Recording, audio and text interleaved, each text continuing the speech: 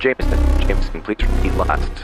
Last message was, this podcast contains scenes of violence, adult language, and, if we did our jobs right, disturbing subject matter. Listener discretion is heavily advised. Jameson, please repeat. We've received your distress call, but your signal is breaking up. Repeat last, please. Wait, what's that? There's a new signal. I don't know where it's coming from. Let me try to tune into it.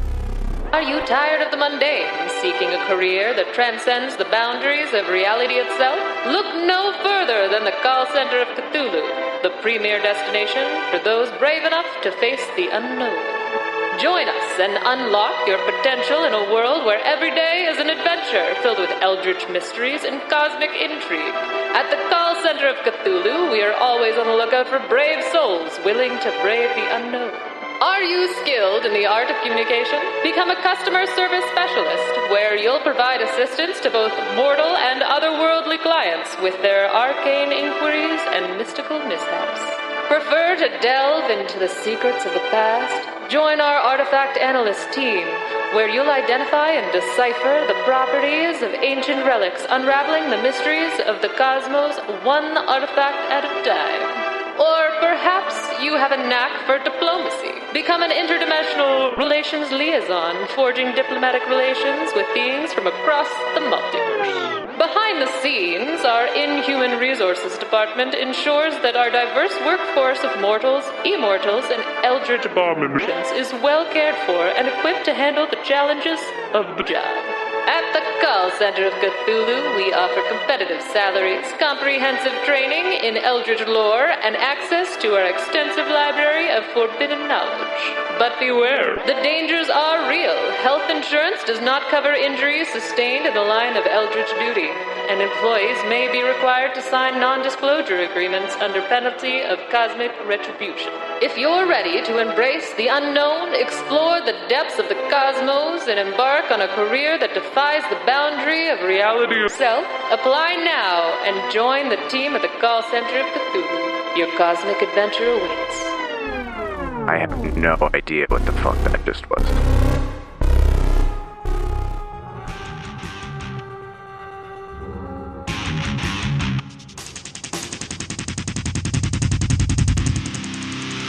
Hello and welcome to the Stars Aren't Alright one-shot edition. This is part 2 of Tom's one-shot, The Most Astral of Adventures. In this episode, we have Tom keepering for us, we have Leah playing Adella, we have Alex playing Buddy the Bear, and we have me, Brian, playing Marco. Additionally, we are joined by our friend Kelsey. Kelsey is playing Sidida, Sid with 2 Ds. Without wasting too much time, let's get right back into it. The world goes dark for all of you at this campsite as a fragment of this comet storm careens into Radwin V, and darkness consumes you all. Until each of you, on the flats of your back, open your eyes to the same skies you saw previously, still shrouded in darkness, though getting lighter as the planet rotates its slow rotation towards the sun. I would like each of you to open the scrolls I gave you earlier in this session now. Oh, shit.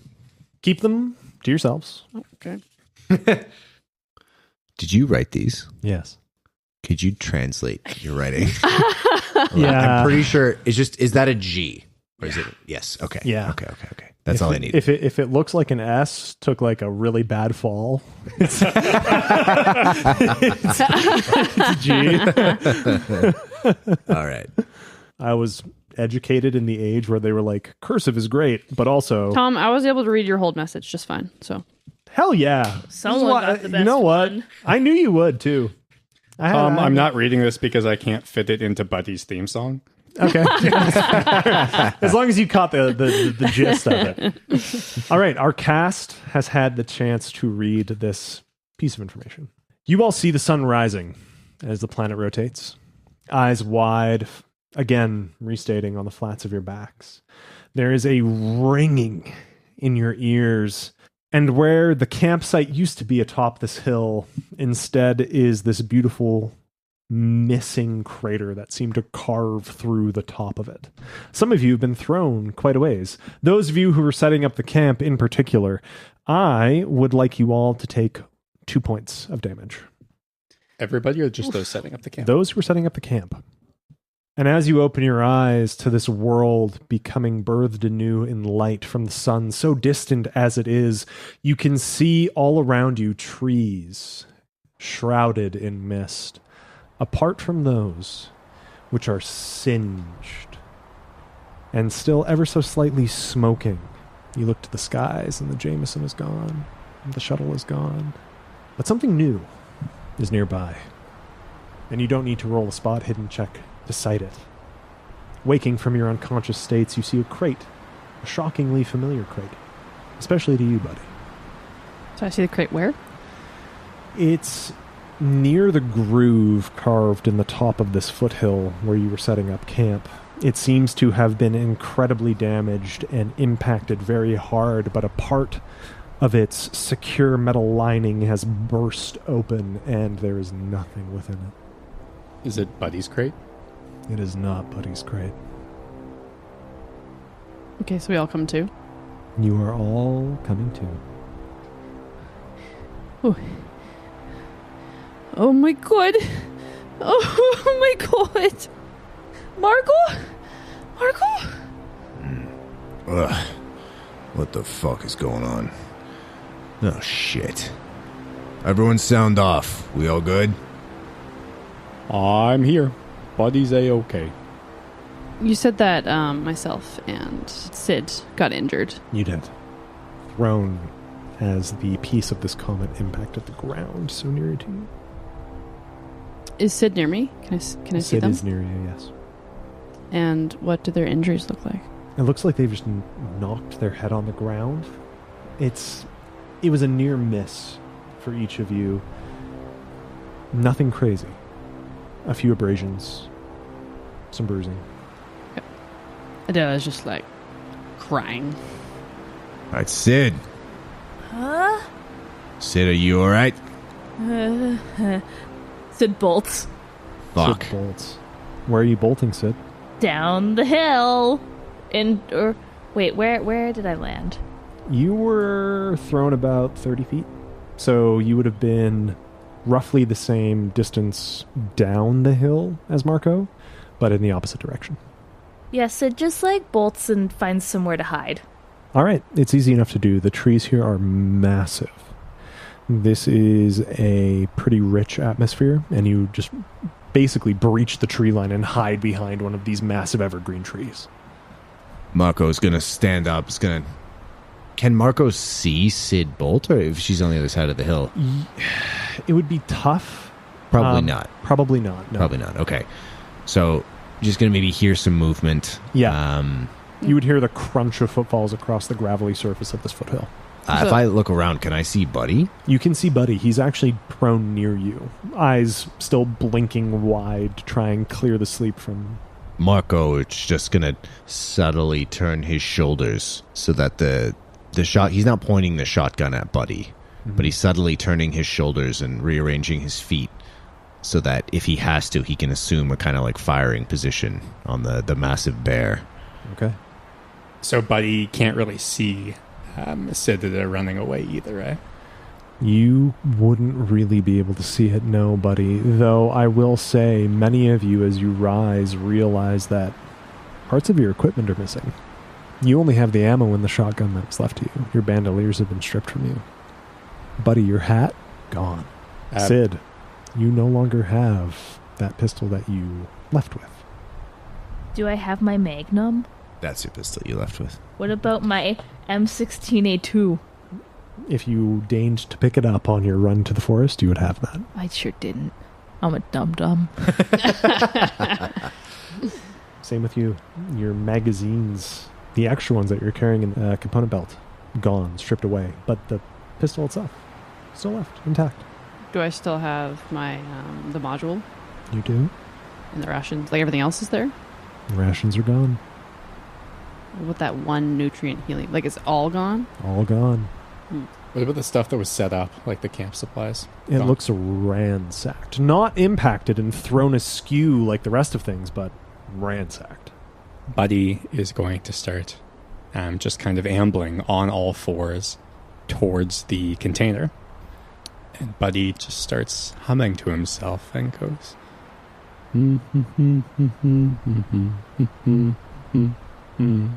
Buddy's gonna talk about a thing that he calls trust. Something that for friendship is a thing that is a must. Buddy knows that something has gone truly amiss. Buddy wants to know what this is. Or He'll take a piss. You just hear, like, just come from the forest. Buddy stops and, like, writes something down in the dirt. Be like, maybe that could work. And then continues to the container, and Buddy is going to look inside the container. Does he see anything? Nothing is inside the container, buddy. Though you can make a spot hidden check for me. That is a success. A success. Caught in one of the corners of this burst open container, you see a tuft of orange fur. The fox. And then I've got bad news, gang. There's a wily fox on the loose, and he may have had help. it's at this point, standing up, making this realization, you see the label on the side of this container, and it reads F.O.X. And you know this to be your co-mascot, the one who had to take a leave of absence, the fox, seemingly shipped with you and somehow jettisoned amongst you and your fellows. Swiper, no swiping. Buddy recoils from the container and is going to start galloping on all fours towards the woods. Just making a break for it. Making a break for it. Buddy tears off at a speed none of you have witnessed this ambling, jovial bear move at, and darts into the woodland, past that skinny, out-of-place tree and into the canopy itself, far beneath the shade of sunlight. We have two yet on the hill. Marco is going to kind of watch the bear, just tracking it ever so subtly with his shoulders as it runs into the woods. And then is going to slowly make his way to the top of the hill. Is going to try to find Adella. So Adella is kind of like cradling herself and just like weeping, head buried in her arms. Normally, if Marco had ever encountered one of his co-guides like this, he would come up and he would, just very gently put his arm on her shoulder and just see if, she might want a hug or something along these lines. But Marco comes within 6 feet and is just looking at Adella with a kind of cold suspicion on his face. And he just says, "What did you do?" Adella, hearing Marco's voice, kind of lifts her head up. Suddenly, he's like, "Marco, what? What are you talking about?" Something happened here, like something went wrong. Yeah, no shit, something went wrong. You've always had a bit of an attitude about these things, and I just need to know, Adella. And he just kind of like tilts his head ever so slightly, and this expression that Adella's probably never seen on Marco's face, of just this like totally dead eyes, and he just says, "Tell me what you fucking know right now." Getting an extremely weird, creepy feeling that she's never gotten from him before. Adella just kind of like clambers up to her feet and just like pulls out her Glock and aims it at Marco. You're scaring me, Marco. Look, I'm just going to back up and... Because you're holding a gun, right? Yeah, he's holding a shotgun, which is kind of like now like started, the barrel is like very slowly kind of creeping up, but he's like, he recognizes that you have a gun on him, so he's just He's just looking at you. Marco would like to make a psychology check to see if he thinks that Adella is hiding anything. Okay. Normally, players are making opposed rolls in these sort of situations, in my mind. You can go ahead and roll psychology to see if anything is being hidden by Adella. And Adella, you will have, depending on the result, the ability to roll against it or simply reveal information. But again, this is a character moment. Like, can I roll fast talk? You could, yeah. Like that's- Absolutely. Entirely to you. Sorry. Keep hitting your mic. Sorry. That doesn't fail. That was a fail.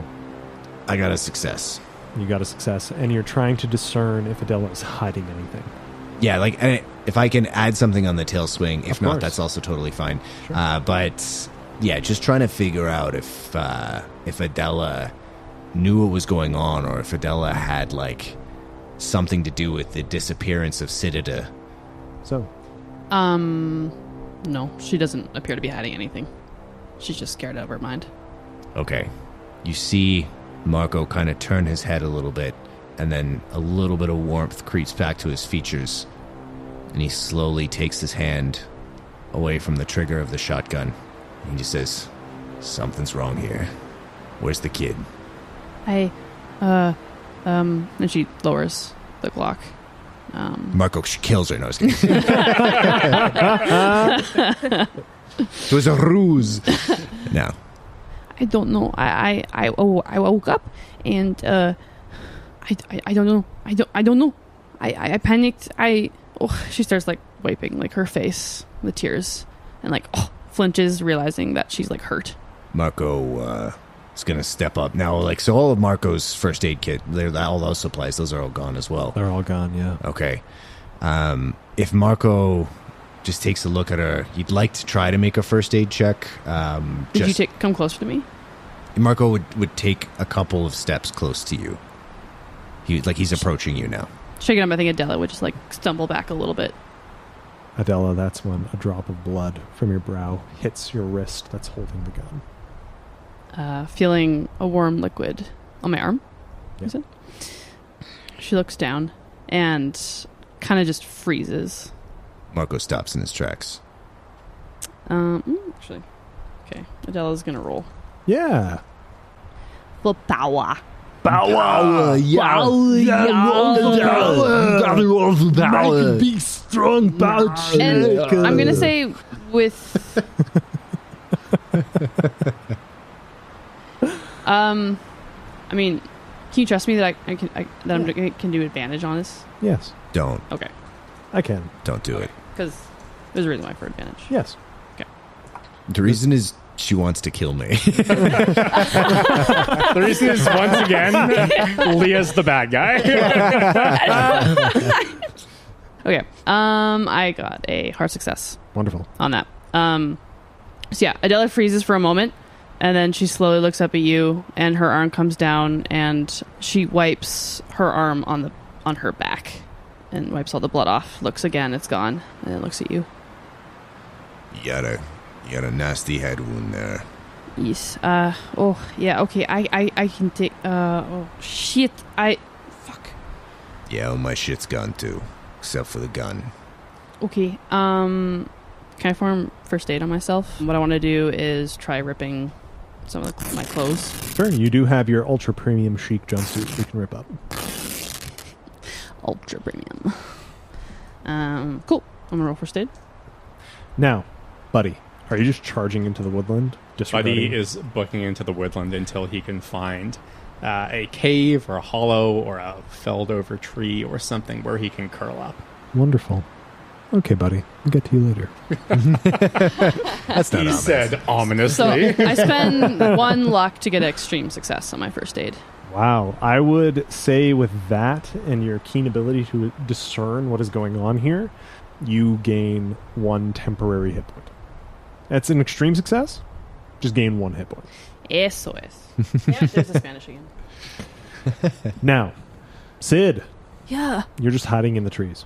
Just in the tree line. Do you want to hide from your compatriots? Is that the idea? Yeah, but I think I'm gonna, like, try... should have taken climb.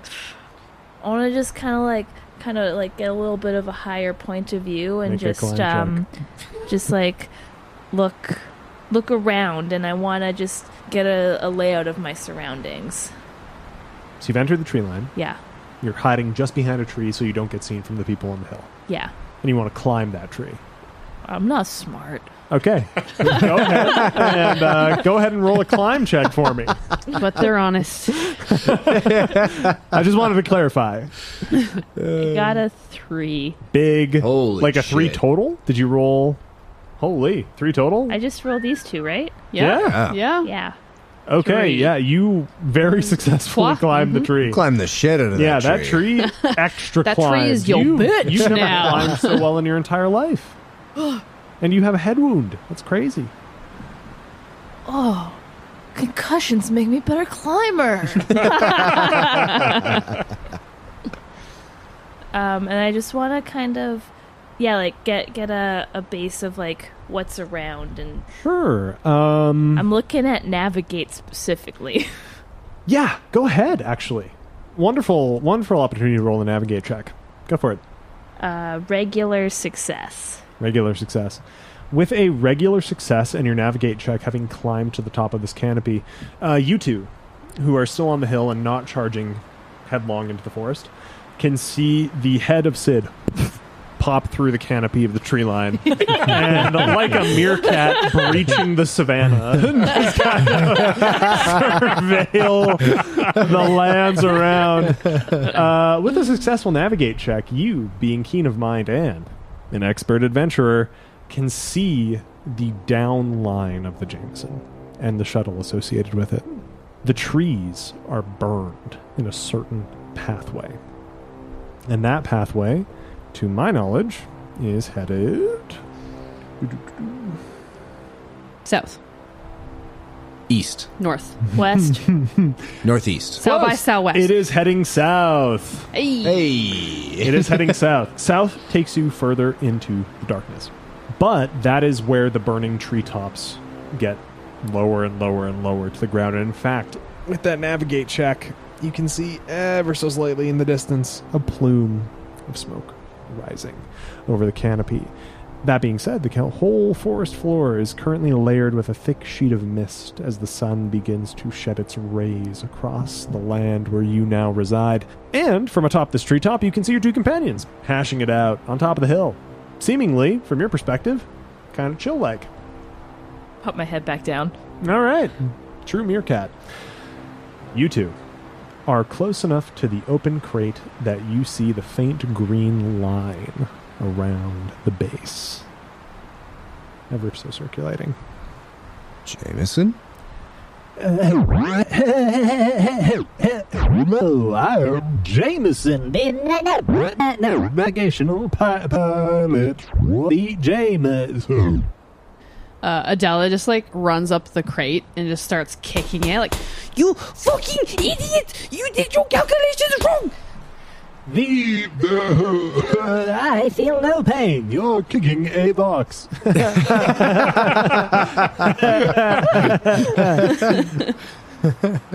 However, I will defend myself. The comments seemed to shift at the last moment. There are greater concerns. Extreme Guide crew. Fox has escaped their penitentiary. I repeat, the Fox has escaped. Imminent danger approaches you and your fellows. What do you mean? The fox? What are you talking about? Read Emergency Fox Escaping Manual. And you see the box open and a tiny, like, 2-page booklet. Like a pamphlet. Yeah. It's a fucking pamphlet. Like, ooh, a trifold. You know? Adella grabs Timeshare it. properties in Key West. How can I lose? Whoa, that's great. You open up the pamphlet, and inside is a cartoonish Fallout-style advert for the fox, the co-companion for Buddy, the bear. And it says, and Jameson reads aloud almost as you're reading in your mind, Watch out for our other mascot, who likes to sneak around and be the rascal of peace. Fox! Fearsome, omnipotent xenomorph, but we call him Foxy. He wears a lab coat and enjoys hiding people's belongings. Oh, Foxy, you the best. Why the fuck is a fox a xenomorph? Unfortunately, I have not been given clearance from the Navy to discuss such things. However, as extreme tour guides, make your way to the down Jameson to visit shuttle intact. Escape planet with haste. Escape planet with haste. Find Commodore. Remove caller for one of you. Freedom, the rest. Indentured servitude for astral adventures. Pay your debts or pay the price. Wait, so the fox is a xenomorph, which etymologically speaking is like an alien that can change shape, from my understanding. I have no fucking idea. I'm just putting it together from my understanding. Wait, He said there's freedom for one of us. would we have seen the fox on the adverts? Are they? No, it doesn't have a commercial. or The something. fox is similar branding-wise to the Hamburglar. It's not on main adverts, but it pops up on a few little paper ads that circulate every once in a while. Buddy has always been the star of Astral Adventures, but the attentive fan would notice in the background a small fox-shaped set of eyes looking onward. The perpetual foe of Buddy, ever destined to hunt him down and put him back in the lab where he belongs. All right. Okay, yeah. What? Jameson, what do you mean? What do you mean only one of us can be free? The Commodore has particular override abilities for one of your callers.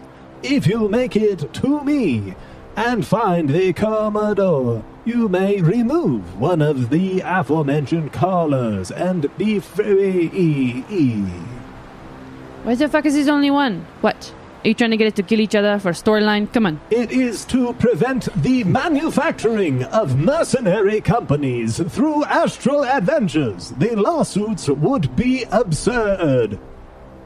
I mean, this still does feel like a bit of a narrative device, but I'm on board with it.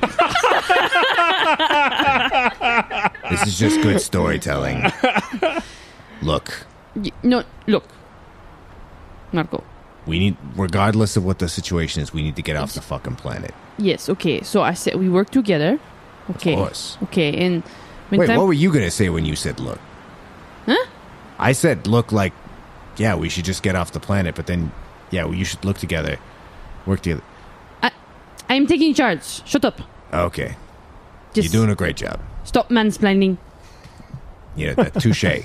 I've been doing a lot of work, but I clearly still have some work to do. Yes, you do. Some okay. internalized misogyny. I'm trying to stamp it out. I'm doing it again, aren't I? I'm doing it right now. Yes. Shit. Sorry. Go ahead. Look. We work together. I support women. Like we- I guess that's what I'm For trying to fuck's say. sakes.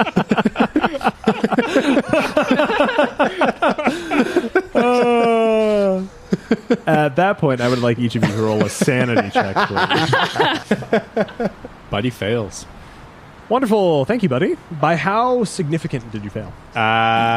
Pretty bad. It's not a fumble, but it's like a pretty bad fail. Greater than 5? Oh yeah, way greater than 5. Good to know. Also a greater than 5 failure. Greater than 5. I succeed. Success. Mm-hmm. Huge. You know what? I'm actually going to Wait, spend succeeds? luck as well. You're going to... I am going to spend 16 points of luck. 16. Yeah, 16 points of luck to succeed. This feels important. Yeah, okay. Noted. And Sid. Should I do it? It's not that much luck to use to succeed. But I kind of want to see what happens. And you're also at the top of a tree right now. I agree. Seeing so what happens think, just, sounds y- right. yeah, you know. I'm going to see what happens. So you fail. I just want to see. All right. By what margin do you fail? By 4. Okay, so we'll do you first, buddy, because you have taken the opportunity to completely isolate yourself from the rest of the party. Uh-huh. Uh-huh. Gosh. Gorge. Oh, gee. So, in my best impersonation of a magpie. What? You turn around and see a tree. Another frail, thin tree. Hey, I recognize you. You're the tree from before. As you failed to the extent that you did, you see this tree from before. I would like you to roll a d10 for me, please. This pause brought to you by Alex's inability to determine a D10. It was the dice I was using all along. And as we watched him not telling him. 8. 8. Buddy, you suffer 8 points of sanity damage. Well, why is the tree here? The tree wasn't here before. Why is the tree following me? Roll another d10 for me, buddy. 9. You start to have this overwhelming urge to give in to hysteria, laughter, emotion, and you just seize in the space right at the base of this out-of-place, frail-looking tree. Buddy bursts into the weird hacking bear laugh that sounds like a dog. It's a moving tree! The tree moves! And then you hear it. It is a perfect tree, buddy. Who are you? Look for the eyes, buddy. Where are they looking? Oh, Build-A-Bear. Buddy looks for the eyes. Make a spot hidden check for me, please. That is a success. Buddy, when last you saw these trees, this same tree, there's nothing distinctive about it. But you've been in this industry long enough to notice a person who dances to a good tune. And there you see it. The sheer cast of an individual frozen, mid-step, in jubilation, swing dance sort of motion, their arms outstretched, pointed in a single direction. And you see their face, frozen in the bark of the tree, a Cheshire cat smile emblazoned through the bark, their eyes wide, seeping with red, following the direction of their outstretched finger as their hands, now branches, lazily twisted in that direction, the fingers gnarled and bearing strange fruit. And you look into those eyes, and a flash of red takes your vision. And in that flash, you see the same comets tearing through the skies, and you see it. Another tree. The same tree, just in the distance. This one's pointing at it. It wants you to follow it. And that same voice. Oh, little buddy. They let me out the box again. Oh, what a shame. You know I can't help taking things. Kind of like I took your last little tour. That didn't turn out well, did it, buddy? Their eyes won't close again, will they? But you, little military man, just laughed and sang and danced in the mayhem as old Foxy had his way. Run along, buddy. Follow the path. Can Buddy roll a power roll? Buddy may roll a power roll. Good God. Buddy fails the power roll. Guess what, buddy? Following the path. Yellow Brick Road. And to the rest of the adventurers, the extreme adventurers party, Buddy has vanished. Along a path set for him by forces all too familiar and yet alien beyond recount. Did anybody else fail their check? It was you, right, Sid? It was me. Sid, You hear a scratching sensation beneath you in the tree. You feel it rumble through the bark as bits and pieces begin to tear away until you hear a audible as a branch snaps beneath you, and that same branch snapping alerts both of you on the hill. So broad was this weight-bearing tree that as it slams to the ground, you can't help but look towards the location where Sid meerkatted earlier from the tops of the canopy, and each of you see a faint flash of white and orange scaling to the tree. And Sid, you look down and see a narrow-snouted dog-like creature with elongated arms crawling upwards, its eyes ablaze, reflecting the light from the sun in the distance. And you hear, "Oh, Sid, little Grampy lied. He's just over there. Didn't he tell you?" What? Grandpa? Yeah, Where? Grandpa. I can take you to him. Just take my hand, Sid. Take it. Make a power check, please. Okay. I am going to spend 1 luck to epic pass it. Sid. With an extreme success, you look down at this being. This horrific rendition of a fox in a doctor's coat, a lab coat, torn, shredded, abused, misbegotten, and see the same frail skeletal being ascending the tree before you, its claws raking through the thick bark, coated in a weird ichor you don't recognize, but you recognize Fox. And you know that Fox is a diabolical little mascot. And if he knows where your grandpa is, he's lying. And there is nowhere for you to run at the top of this tree, but you know taking that hand does not bode well.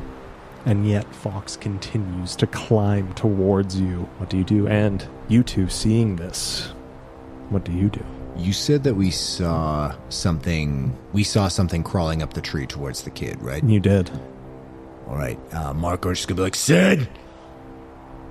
And he's going to start, like, fucking running towards the tree. All right, you run towards the tree. Oh shit. I start running behind him. Okay. Would they see my gun that I left lying there? Luck Just check. curious. Each of you, please. Thank God I didn't just spend, fucking...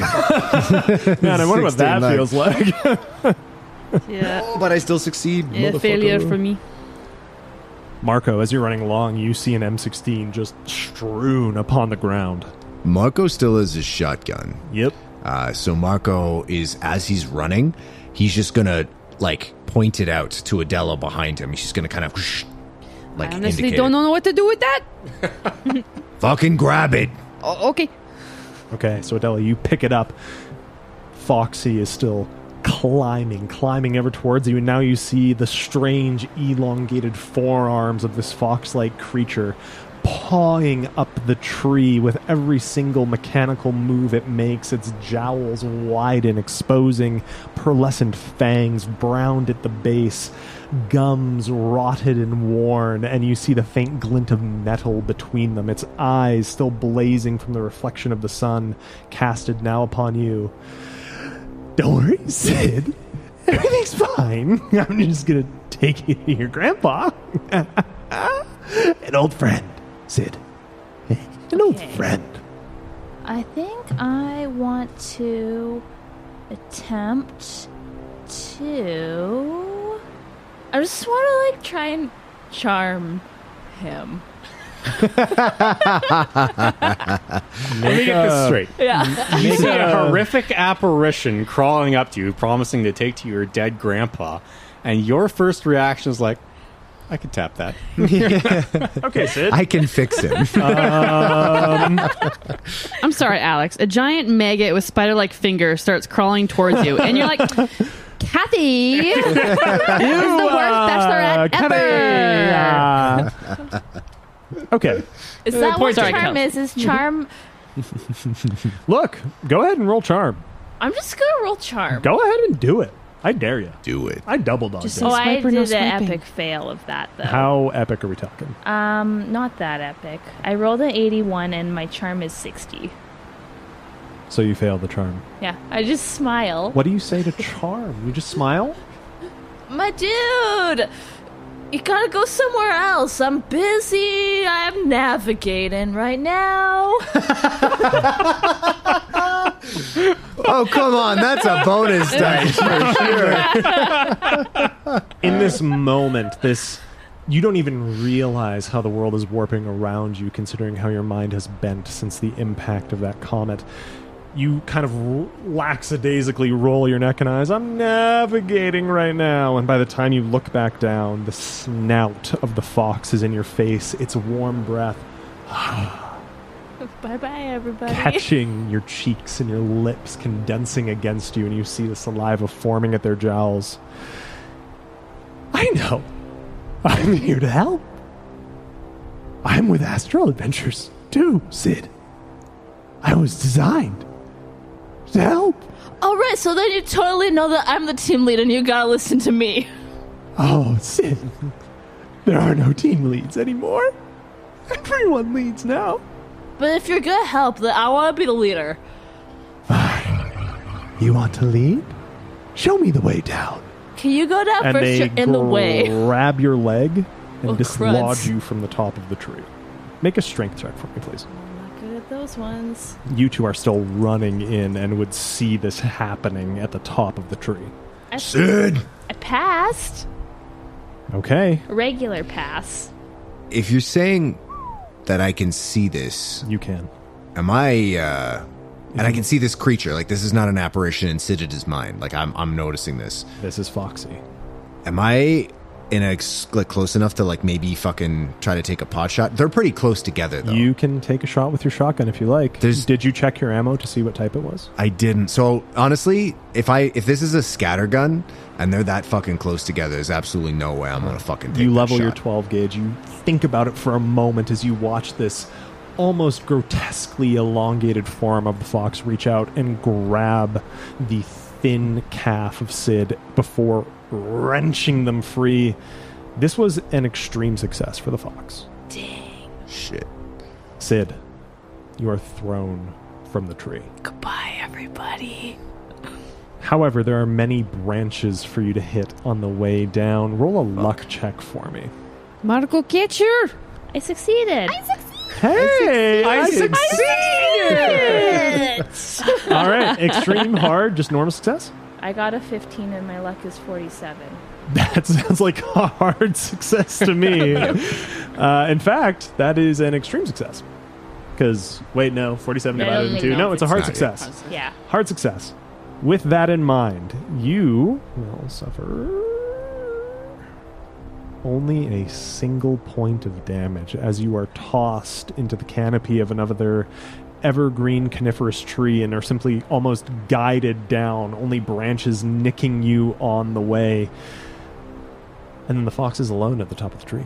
No, I'm not supposed to trust the fox! You dumb motherfucker. You just tossed away your only fucking leverage. I'm gonna take a shot. Go for it.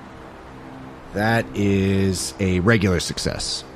Regular success. Go ahead and roll damage. So this is an interesting thing with the shotgun having all the different ranges. Yep. Would I be 10, 20, or 50 yards away? You would be 20 yards away. 20 yards away, all right. Is the fox going to contest? It's being shot. And It can dodge. It could dodge. it's not going to dodge. Oh. It's being piloted by me, guys. It's not dodging. It's not going to do that. It uses It's gonna action. stand there and fucking die. It values its action economy in a different way. It takes 7 points of damage. 7 points of damage.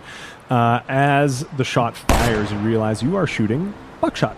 And you see as parts of it in this almost berserk-esque moment kind of just evaporate from it, exposing actual muscle and sinew and bone, compounded with metal supports along its ridges, and fur goes flying in a spew of blood that seems to rain down on top of the tree, coating it in crimson.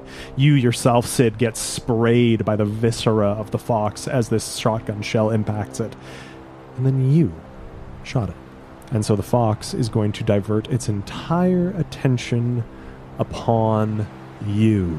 And those same eyes that have been catching the sunlight and reflecting them into Sid's now put their full power on you, Marco. Make a sanity check for me, please. All right. That's a fail. How bad of a fail? My sanity is 60, and that's a 71. Okay. It's a fail by 11. Can you please roll...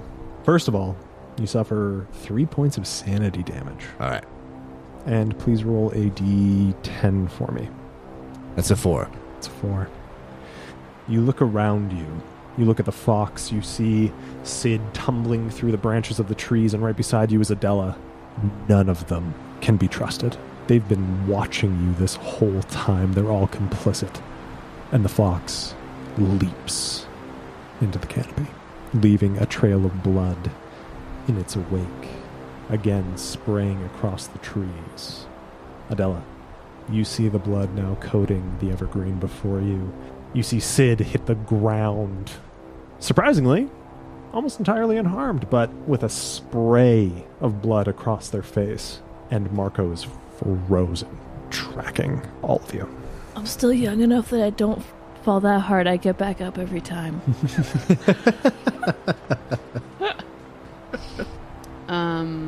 So Adella saw that this blood came from the fox. Yep. Oh shit. What the fuck? Oh shit. Marco? Marco, are you okay? Marco just racks the next shell and then just, again, starts, like, subtly changing his body position. I'm assuming I can't move because it's not my turn. But, the people around you have spied on you, betrayed you. What you're seeing is a trick. Gotcha. But mechanically speaking... Mechanically speaking... It's not my turn. It's Adella's turn. It's Adella's turn. So you would see him just kind of rack the shotgun, and then Adella's behind him at this point? Right beside him. I don't think beside him. Beside him. I'd be behind him. Behind him. You're just going to see all of a sudden him like kind of drop his weight as if he's about to make a sudden movement towards you. And I can see you. I can see... Sid was tossed towards you guys, but hit the trees on the way down and is now at the edge of this hill looking up at what's happening. Okay. Let me know if you want me to roll for it, but I feel that Adella, already kind of once experiencing Marco kind of acting weird before, kind of a little bit more aggressive, and seeing his body language kind of look like he might turn on her, she is going to try to run and hide, dive for cover. Okay, you can go ahead and... Having experienced this before, you can dive for cover. So, Marco. Sid, you're recovering from a fall, so I'm going to say you're a little dazed. But you can see this happen. So, eyes wide. Marco, go ahead and act as you would. As he sees Adella kind of like run away, he... this is an interesting one. So he thinks that Adella has set him up. Yep. He thinks that everyone has kind of like set him up for this shit, but he doesn't know why. Yep. And I think that Marco would want to know why. Mm-hmm. So in this kind of like crazed, heightened state, even though Sid is right there, he's seeing Adella run, and I think that Adella is going to be like the focus of his paranoia, and he's going to like bolt after her. But Marco is not a very fast man. No. Marco's bigness is limiting his fastness. So yeah, he's gonna bolt after Adella. Okay, so Adella, you're running down away from Marco towards the another entry point to the tree line then? I mean, I was just gonna hide behind a tree. All right, so you're going towards the tree line. Marco, you're chasing her down, and once you get 10 steps in, you realize your mind is playing tricks on you. That's just Adella. Right, so I realized that like, yeah, Adella did not set me up. Yep. about 10 steps in. She's already made it to the tree line and is taking cover, similar to how Sid is now recovering from their covered position. Marco, oh fuck, calm down, it's fine. Oh god, okay.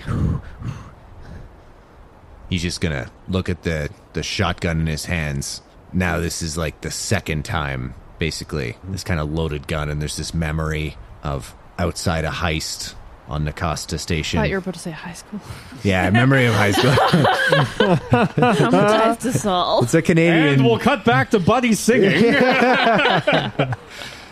And he's just gonna put the shotgun on the ground, and then he's just gonna remember back to a heist on Nakasta Station, and remember the sounds of Corpsec kind of approaching as this woman was bleeding out in front of him, and he just had his hands on her wound, and her kid was there crying.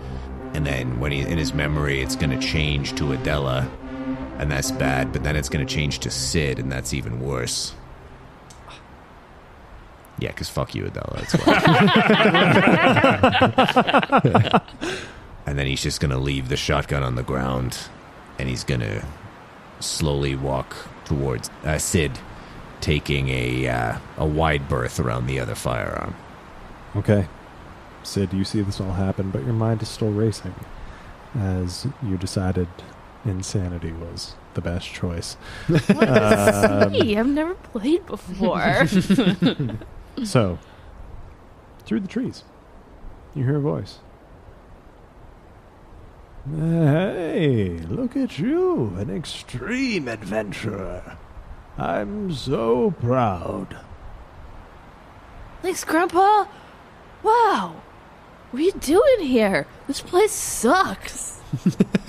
No, there's a whole city for people like me who retire. Come take a look. Where?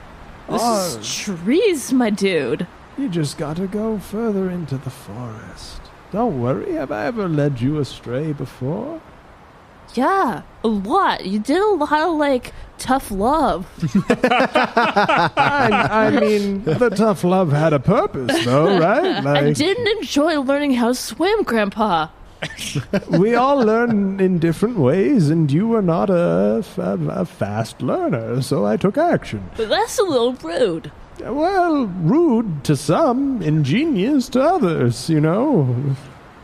Anyways, don't you want to see Grandpa again? Well, kinda. Well, I didn't realize you thought so poorly of me. I'll be going now. Oh, no. I've ruined my ties with Grandpa! I look up. These two are 20 feet away, having their own thing. Marco's on the ground, shotgun on the ground, just kind of standing there contemplating life. Adella in the tree line, concerned for very obvious reasons. But to you, nobody. There's nobody here anymore. Buddy, no! There's no buddy or no body? No, buddy. The bear? No Buddy the bear. Okay. No, where'd Buddy go? Grandpa's mad at me, and Buddy disappeared, and the fox is back. Oh no! I just go running again. Into the forest? She's a critter. I think I'm gonna run in the direction of the crash. That would be into the forest. Is there a clear Yep. charred pathway? There is is a clear charred pathway? There clearly is. Yep, that is what you observed when you hopped up and meerkatted around. There is a clear downing angle, and in fact, if you were to climb trees again, you'd be able to see the smoke rising in the horizon. If anyone knows what to do, it's Buddy. He always foils the fox. And you Run. bolt into the trees, which brings us to Buddy, the famous foiler of foxes. Buddy. Every single time you pass one of these trees pointing in a specific direction, you hear them mention a specific word. And that word is Yggdrasil. Do you want me to roll for knowledge of that? Yeah. Let's see if it's been in any of Buddy's songs. You know what, Buddy? Yeah. Let it ride. What are you talking about? Buddy's not singing about the world tree? Yeah. Yeah. What are you talking about? Buddy's gonna teach you kids about the Norse mythology. Yeah. Go ahead. There's the Aesir and the Vanir. That's a fail. Yeah. Okay. Great. So they keep saying this word. You have no fucking clue what it means. But I mean, That's a terrible name. you keep on running until eventually you start to hear something a little different. Almost like a pulse. And you can smell on the wind burning trees, fire. Fresh. Oh no, says Buddy. I'm not that bear. That's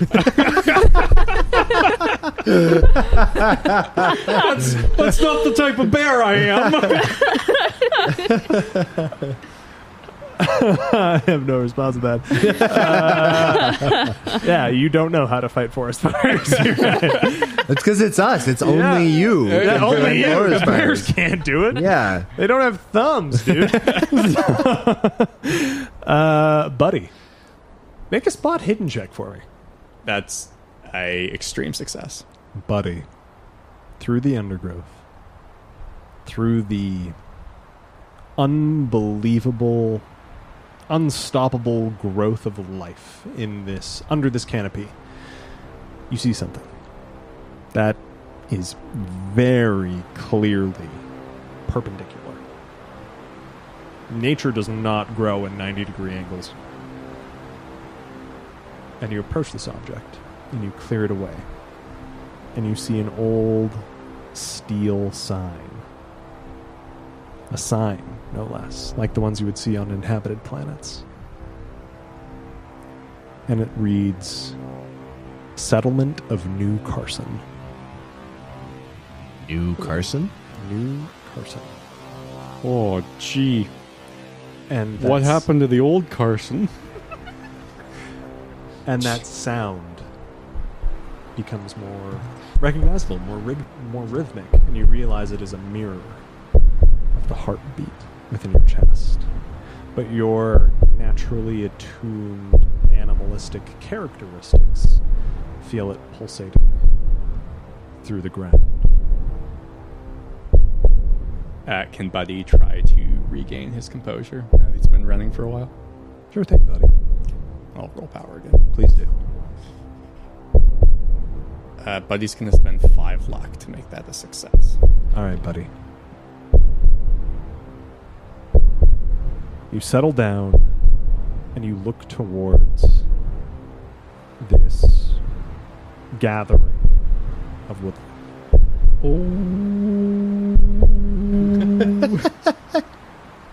Buddy's gotta say it, it just deserves a mention. It appears that Buddy's witnessed horrors beyond human comprehension. Buddy's gonna take himself and just have a little think. Buddy really wishes that he'd brought something to drink.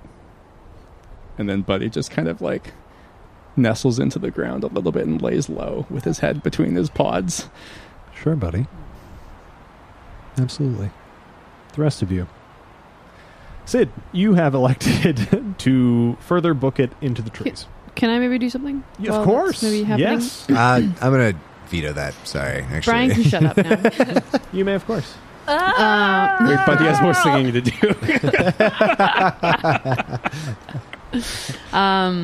So Adella maybe like reaching a tree and kind of hides behind it and is like quickly spinning her head like around, look quickly, around the tree to see like what oh boy, it's starting to go. Marco? Yep.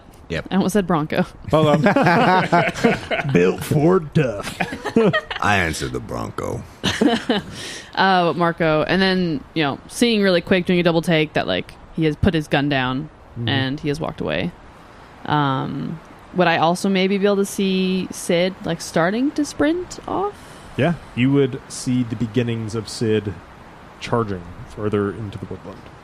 Fuck, I just want to call out like Sid. Don't shoot me. No one's going to shoot you. Stop running. Sometimes I think clearer when I run. Okay, run towards me. Promise you won't shoot me. Yeah, I promise. I think I'm the only one who's thinking really clearly right now. And please don't shoot me. Are you running towards me? Yeah. And then, wait, you said you're laying down or you're... No, I put down the shotgun and then I started walking towards where I thought Sid was because I thought she was fucked up. But I was giving the other firearm a wide berth, the M16 that was on the ground there. Okay, so you started to turn around? Yeah. Okay, Emily seeing that... Emily, oh my god. My brain's getting so mushed. Okay, Adella then addresses Marco. Marco, get on your knees. What's that now?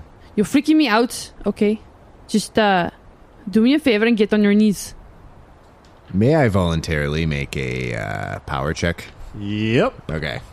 Alrighty. That is a hard success. So Marco just kind of stops and his entire body goes like rigid for a second. And then he just looks over his shoulder at you, Adella, but then relaxes. And then he just slowly takes a deep breath in, like using his hands almost to like draw it up towards his chin and then hold it for a second and deep breath out, his hands going down back towards his waist. And then he slowly gets on his knees and he puts both of his hands behind his head. Okay, that's good too. Yes, thank you. Adella kind of steps out from behind the tree, holding, not pointing the MG that she picked up, just kind of holding it very stiff, and she waits for Sid to make it to her. Sid comes charging through the trees. I just really, really want you to put your gun down. You all got weapons and I don't like it. There's a trick, Adella. Never get too close. Stay at least 6 feet away. It's plenty of time for you to react if I try to get up and do something. What? Just aim between my shoulder blades. What are you saying? What the fuck is going on? Don't worry about it. Okay, Sid saying that, Adella drops the MG on the ground. Okay, that's like pretty much the opposite of what I said. Where's Buddy? I don't know. Okay, but you need to calm down. Calm down. Just keeping an eye on Marco. Marco, what the fuck is going on? I have no fucking idea. You have no fucking idea. I shot that thing that was going after the kid, and I don't know. It fucking... Would Marco realize that it did something to him? Would that be something Marco would put together? Oof. Do you have any skill in occult? Yes. Then yes. Perhaps it would. Yeah. Please roll an occult check for me. Okay. I took occult mainly to convince you that I could use my occult skill for Reiki, but this also works as well. Hey, you know what? Little column A, a little column B. Well, good to know, because that's a fail. Right, no, Marco. You're pretty sure that fox needs his chakras aligned? Yeah. Things are definitely out of line. I'll just be like, yeah, that fox's humors are in imbalance. Okay, Marco, you are acting very odd, and I only wanted you on your knees, so I know you could not harm either Sid or I, okay? I mean you no harm. I understand. Okay, so are you calm? Are you cool? I'm on my knees, aren't I? Yes. Maybe think back to them loose lips. While you're down there. I don't know why you're trying to give me an erection.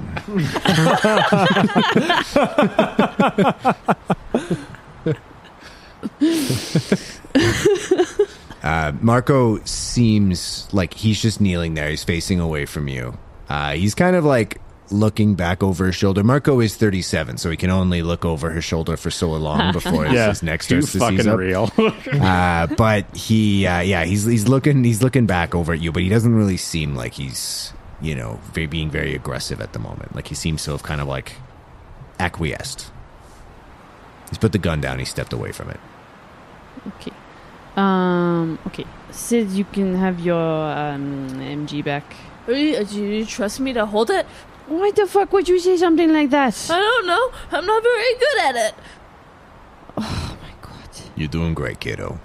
You fell out of that tree like a champion. Thanks. Okay, I'm picking up the MG just to carry it. And I'm assuming does it have like a sling or like a... No? No, I wish. Astral Adventures does not exactly furnish its weapons for its indentured workers. Right. Well, if it's the M16A2, I googled that earlier, and that doesn't carry handles. It does have a carry handle. It's a fact. No strap, though. If you take it by the carry handle, a gun nut jumps out of the forest and yells at you about how you're not supposed to carry it by the carry handle. Hey, what do you know with that gun? That's inappropriate behavior. That's a piece of military history. It's at this point, trying to discern what to do with these guns, that you hear and feel in the terminal that you took from Sid. A Oh fuck. She reaches around and grabs it. Holds it up. and there is a message on the shuttle calling device that you have. And it is tracing you a direct line, as direct as it can be, to the nearest functional shuttle. You know that these shuttles can travel great distances and could get you off this planet. You also see on the little radar something hanging out just on the edge of those 10 yards. Like ahead? Is that the same direction where the fox ran? Yep. Okay. Marco, I want to get up, grab your guns, and come towards me. The radar is showing something 10 yards ahead of us.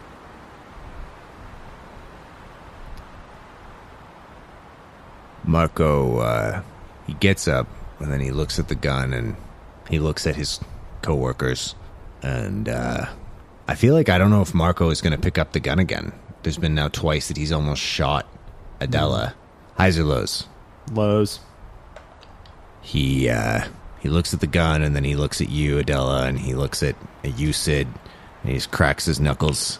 He just walks past the gun and walks towards where the single is barehanded. What? Do you want me to hold it? Just until you want to pick it up? Sounds good, kid. You do that. Okay. He finds it. Sid, go grab the guns. Run. Okay, so Sid gathers the guns. Marco, you're approaching the tree line, and on your radar, you see the signal of Marco getting closer and closer to that singular blip that's on the edge. Marco is walking towards the tree line. What are you doing? My best. What?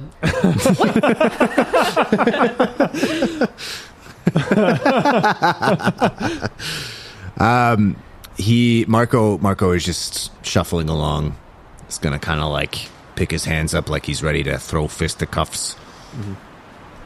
And I'm gonna approach the signal. Okay. Marco, as you approach it, you begin to hear a voice. Oh, Marco. Big Marco. So broad. So strong. Not strong enough. Maybe this time you could be. Why don't you find out? There's something I gotta show you. A place where you could really test those muscles of yours. And maybe earn your freedom. Get that collar off so that you're not a dog. All you need to do is step into the forest. Take a step in. Do you want me to roll a dice? It's up to you. Marco steps into the forest. Wonderful. Marco, you breach the tree line and you watch as both of the signals fade beyond the reach of your little terminal as Sid comes back with the firearms. You find yourself face to face with another twisted, dismal little tree, severely out of place in this woodland, and leaning against it is a bleeding, leaning, massive fox-like creature.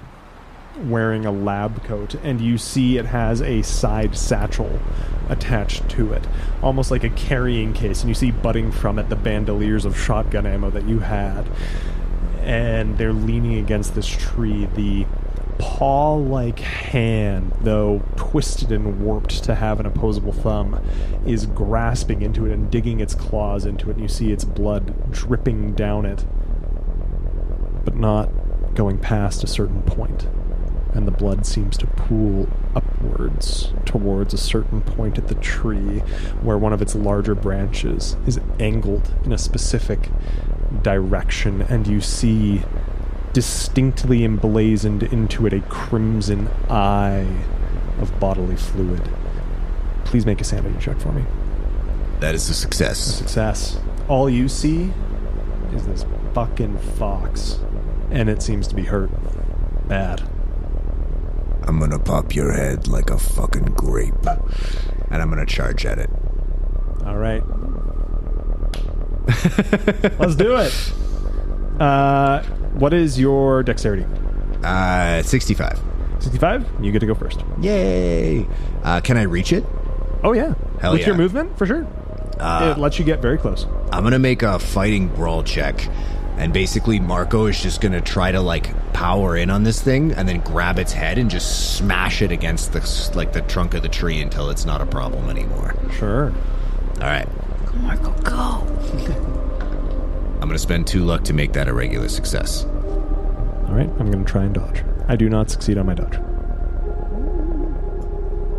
You grab its head and start smashing it into the tree. This rictus grin stretched across this canine snout. Go ahead and roll damage. I also do math that way. It's 4 points of damage. 4 points of damage. You grab the skull of this fox and start slamming it into this tiny tree. This tree so resilient, and you hear the as you see this fox just smiling at you, not even trying to resist. And with the first smash, you hear a crunch, and the second smash, you hear a crunch. And on the third smash, you're smashing the head of that woman whose wound you were holding into the side of the tree. And then you look down and you see her child crying and pulling at your legs, begging you to stop, but you keep smashing. I think Marco would just stop and like just immediately fall to his knees and start like shaking and just looking at his hands. It's like, no, I didn't.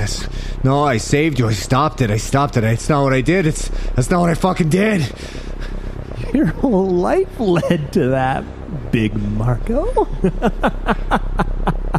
You think the world is what you believe it is? No. Nothing is what you believe it is.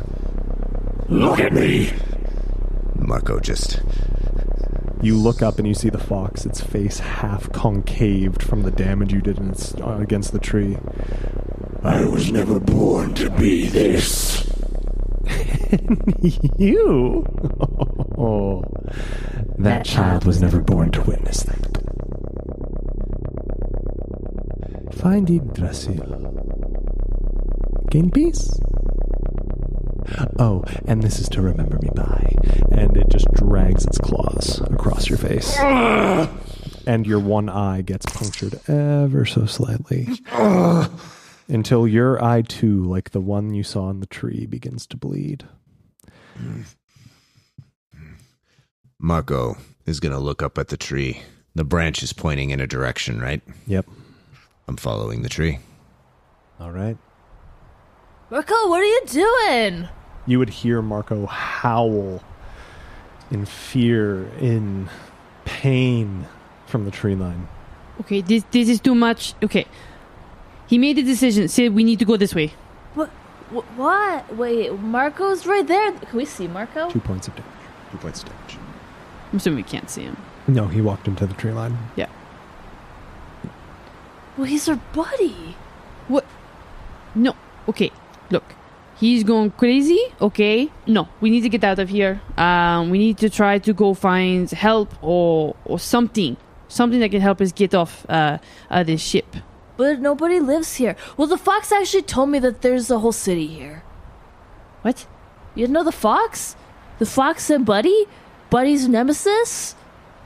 Did you ever watch TV? No, I was studying for med school. Now, Again, too real. no, okay. I would assume that fox was what this module was beeping out in the forest, and for whatever the fucking reason, Marco decided to go follow it without guns. Okay, so no, he's on his own. I am going this way. You can follow me if you want, but I am getting the fuck out of here. Can we just check on him one time because he saved my life? No, I'm fucking going. I'm going. I'm gonna check on him one time. All right, so Sid once again charges into the tree line, and Adella, you are alone on the hill where you started. Sid, you find Marco prostrate on the ground, eye bleeding, against a tree that is coated in blood. That seems to be... Oh no, Marco is not there. Marco left. You see blood on the surface of the ground, and you see blood against the coating, against the side of the bark of this tree, and in this bark you see a single crimson eye. An eye that you saw briefly. And the tree, seemingly, is pointing in a singular direction. Marco! Do I hear her? Probably, yeah. The question is do you care? I think at this point, I think Marco cares, but you're just going to hear him call back over his shoulder. He's just going to say, "Get home, kid. Get home safe." Marco, no! You taught me more things than my grandpa did, and my real dad, I didn't actually know him. That's very sad, but I understand. He's just going to kind of like slow down a little bit. It's like there's something on this planet. It's got a hold on us, and I'm not convinced it's going to let us go. It wants something. God, try! Can I roll psychoanalysis? Sure. Adella, what are you doing? So the moment that Sid started to run to the direction of Marco, she holds up her module and starts to jog off in the direction that's telling her to go to the the escape pod lift flying doohingy thingy. Sure. Yep. So you take a little bit off the path that Sid was running and go straight that way. You're also just charging into the forest. What'd you Jogging. roll? Jogging. Not I rolled a charging. Thank you. 52, which is Jogging. a fail of 12. Fail? All right. You try to psychoanalyze from a distance through the echoing voice amongst this forest floor, and it's hard to read a person this far away. It's like trying to hypnotize someone over a phone. It could work. Shout out Catherine forever in our hearts. Okay, then can you at least just, help us get there? Now that's actually a pretty compelling argument to Marco. Up to you, Marco. Because, Marco, in the distance, you begin to hear the sounds of a sad singing bear. Marco? Just go with Adella, kid. She's gonna look after you. I'll meet up with you in a bit. Marco's going for the fucking bear. All right. So we have Marco walking towards the saddened Mr. Buddy. We have Sid charging off into the void, following the pointing gestures of the trees, and we have Adella following the map on the shuttle recall device, which she has in her hands, the most direct path to salvation and potentially freedom from indentured servitude to Astral Adventures. We will pick up with Buddy, the bear. Buddy, as you weep and cry. Oh, when you feel all alone and things are looking sad, just sing yourself your buddy song and soon you'll feel real glad. And when you want to shout and cry and don't know what to do, just you remember the buddy's here and that he loves you too. And Buddy's starting to feel better from singing. He sang his buddy song. And Buddy, as you finish that last verse of the Buddy song... Oh, there's many more. Oh. As you finish the first refrain of the Buddy song, crushing through the underbrush is Marco, who is wounded pretty badly on one eye, and the eye appears to bleed pretty heavily. Oh, hey there, Marco. I 100% for a second thought you had a song for this. And he points to his fucked up eye. Well, I mean, I would have to write one, actually. What do you know about that fucking fox? The fox is my nemesis. He's the one person who's not a pal. It's not even a little buddy. Strong He is, words. and I hate to say this, not very nice. Oh my god. Devastating. I'm starting to think the fox has something to do with all of this. With why we're here, with these strange trees, and maybe even with the fact that I don't know if I trust you all anymore. That's not like me. That's not like Buddy. What do you know about the fox? He knows things he shouldn't fucking know. Things I never told nobody. Also, he's got a really strong head. I don't know much about the strong head. I'm willing to bet that mine's probably stronger, but I agree that he is too wily for his own good and for everybody else's. My ma always used to say you can draw the measure of a person by their enemies. If he's your nemesis, well, I don't think that means you can't be all that bad in my books. Marco, do you have a weapon with you? The temptation to say my dick. Just the intrusive thought. And yet you still said it anyway. No, but I said in it a without different medium. in my different character voice. This is Brian saying his penis. Brian is the weak one. Marco's great. Marco's done no wrong, except for all of his many crimes. Marco, he just says, he just kind of holds up his hands, not in like in the my dick kind of way, but he just holds up his hands in like this is what I got. This is what I'm working with. And he nods as if to say, I left the firearms back at camp because I keep having psychotic breaks and can't be trusted not to shoot my friends. Ah, that nod. That nod. That Yeah, nod. we all know that nod. Yeah, been there. Buddy rolled a 91, so Buddy looks at Marco and goes, you know, by regulation, if it's less than 4 inches, it's not a weapon.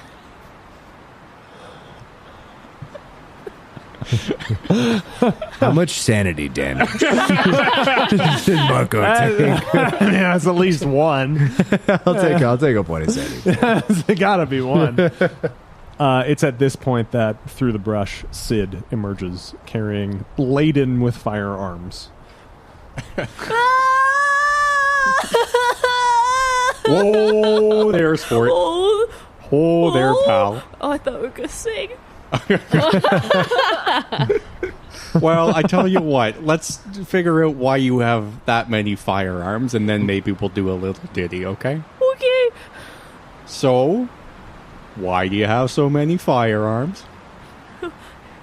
Marco gave me this one. And Adella gave me this one.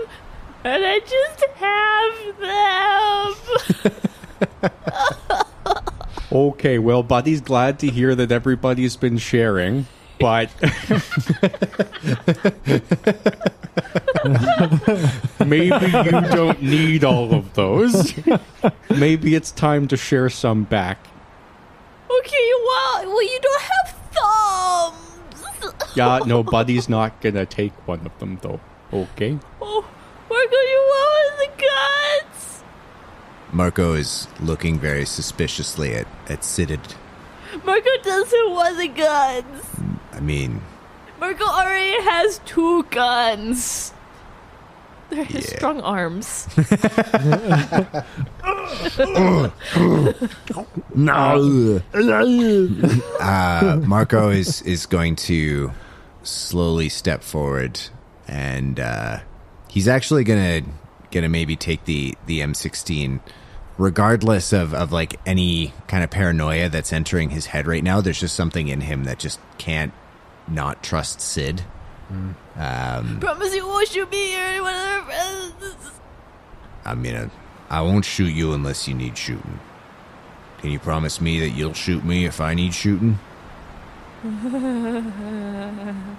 That's a yes. So we did a gun trade. We did a gun trade. Did a gun trade. And with that, I'll get everybody to make a listen check. You three in particular. We'll deal with our solo adventurer in a moment here. We're just like refusing to not split the party at any given moment.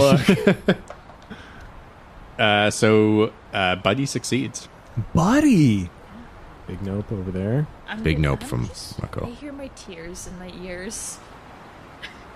I feel like so is Buddy that a failure? How did your tears make it to your ears? Just creeping back up the cheek. Waterlogged cry. Buddy. Once again, you hear almost as though it is displacing the air around you, almost like it is a vibrato piercing your ribcage.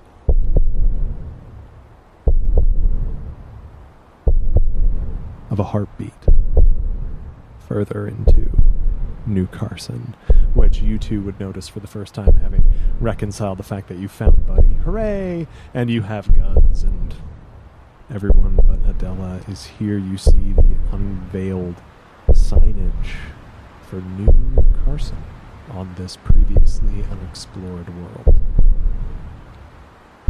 That's where they said my grandpa was. But the fox is a liar. Well, wait, Sport. Who was it who said your grandpa was there? I think it was my grandpa who said my grandpa was there. But I also talked to the fox, and he threw me out of a tree. And then I shot him. Is he dead? No. That's why we found you, because we knew that I watched all the episodes. You would totally be the one to stop the fox. You did it every time. Well, I hope so there, champ. I certainly do. Now, I can hear something in those rooms, and I'm not quite sure what it is. Kind of sounds like a thumping. Adella also said there was a ship over there. Like the other direction that we're not going. Like a working ship? I don't know if it works, but she said it was there on her beep beep on I pilot. never said that, actually. I lied. I don't know where she's Adella, going. where'd you come from? Sorry, metagame. I was intentionally didn't say that there was A working ship, Yeah. Just kidding. I said none of that. Retcon, retcon, retcon. I won't say penis. Too far. I'll do it. I'll do it for the team. Venus. She ran the other way, but she wanted me to go not with Marco, but Marco saved my life. Okay, team. Well, Buddy's gonna start walking over there, and I'm happy to let you know what is going on. I think we should probably all stick together. Split up?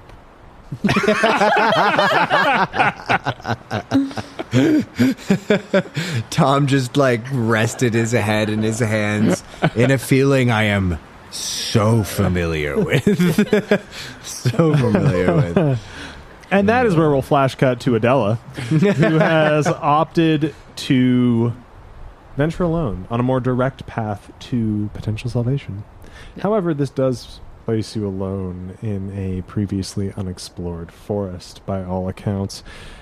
Adella, even where you are in this thickest part of this woodland, you do still see these scattered, out-of-place, diminutive trees, seemingly frozen, lifeless by comparison to the verdant green around you.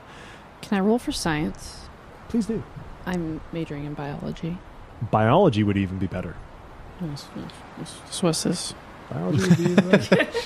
It does. Was that Leah? It's right there. Oh, it's what it says. It says. That's what it says. That's what it says. That's It what it says it says. right here. It says That's it. why here. Yeah. Hello, it says. Regular success. Regular success. You approach one of these diminutive trees. This is not normal. The bark seems out of place. It's not naturally formed. It seems to be almost in a spiral-like faction as opposed to simply straight up and down.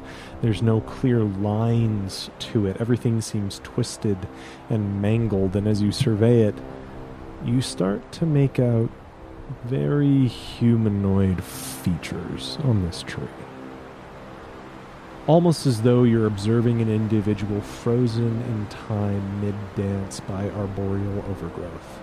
Their arms extended as though mid-pirouette, one hand pointed in a singular direction, and towards their chest, the strange bark pattern forming a weird, seeping eye that even now, drenched with blood, drips down towards the base of the tree. And as you examine, you see this cartoonishly exaggerated smile stretched across a face engraved in the bark, almost as though they were laughing when this happened to them. And from their eyes, wide open, now wood, blood drips into that same pattern on their chest. And from that tree now, you hear a heartbeat.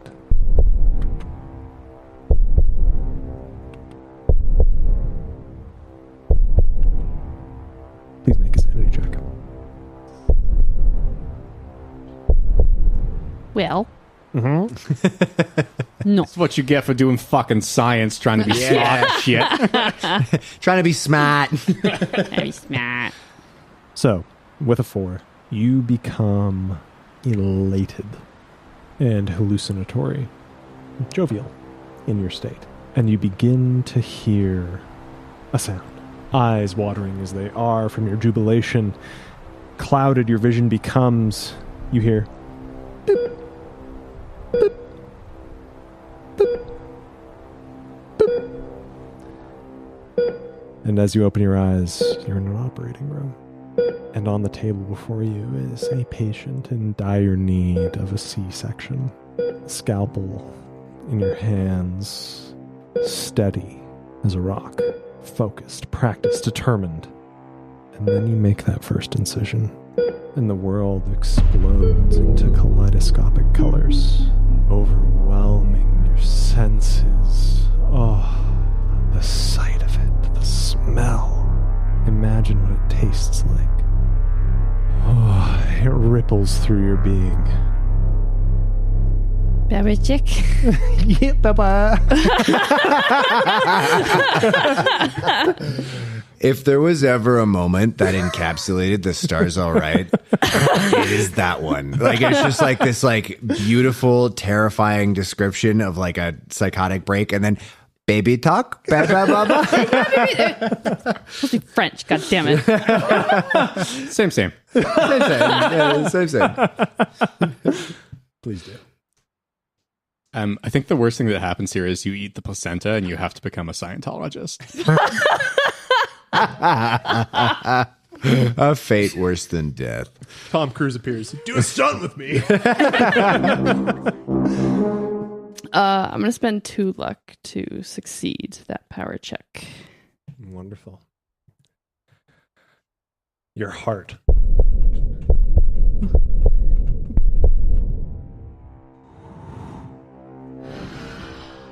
Hands grasped tight around the scalpel. Patient still bleeding out on the table before you. The more rapid beat.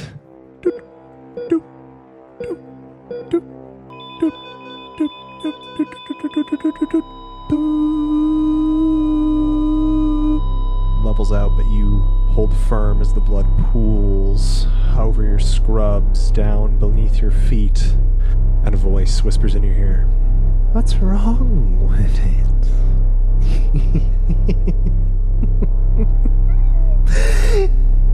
It's a natural thing. People die all the time. You don't have the power to play God. What are you? Judge? Jury? Executioner? Oh, the latter of the 3, I think. Rivers of blood you seek, and rivers I can give to you. Elation may be far away, but salvation is just 5 steps back. Now take them, please. Please make another power check. It's failure. Concentrated as you are to resist this primal urge within you, there's no power left to resist this command. And you find yourself taking 1, 2, 3, 4. A noise creeps into your mind, a noise that wasn't there before. A torrent. 5. And you plummet into the rushing river below. Suffer 1 point of damage. And you are swept away. Damage or sanity? Damage. And you are swept away by the current. Make a swim check to see how long this goes on before we return to the main party here. So I fell in, like, water? Yep, a rushing current of water pulling you away. Nope. Nope. All around you is a thick, blissfully thick, effervescent coating of crimson. And you bathe in it, bask in it. This is all you've ever wanted. Life itself capturing you again and yours alone to enjoy. It's hard to pull up from its welcoming embrace, so warm as it is. And so you enjoy the ride. And we'll come back to you in a moment. You three. Following Buddy, I presume? Or? Buddy. You're leading the way. I am Buddy Bear. He is Buddy Bear. We're always safe when we follow Buddy Bear. You guys stay back there. We'll keep his back. Doopy doopy doo. So, Buddy. Don't stand too close. You encourage your compatriots to take a few steps back as you venture further into the town of New Carson, and you see what clearly is a failed attempt at settlement. You were not there for the briefing, but you find yourself not too confused as to why life failed to flourish here on this forest floor. Not enough singing. And yet there's this wonderful rhythmic tone ever beating beneath your feet, seeming to call you closer, like a siren's beckon to sailors at sea. This is your warmth from years adrift. Make a power check for me, please. Success. Wonderful. Beckoning though it may be, you have the wherewithal to gauge the world around you and understand that this is a force pulling you in. What would you like to do? Buddy's going to turn around to his two compatriots and go, the beating wants us to go towards it. I don't think we should do that directly.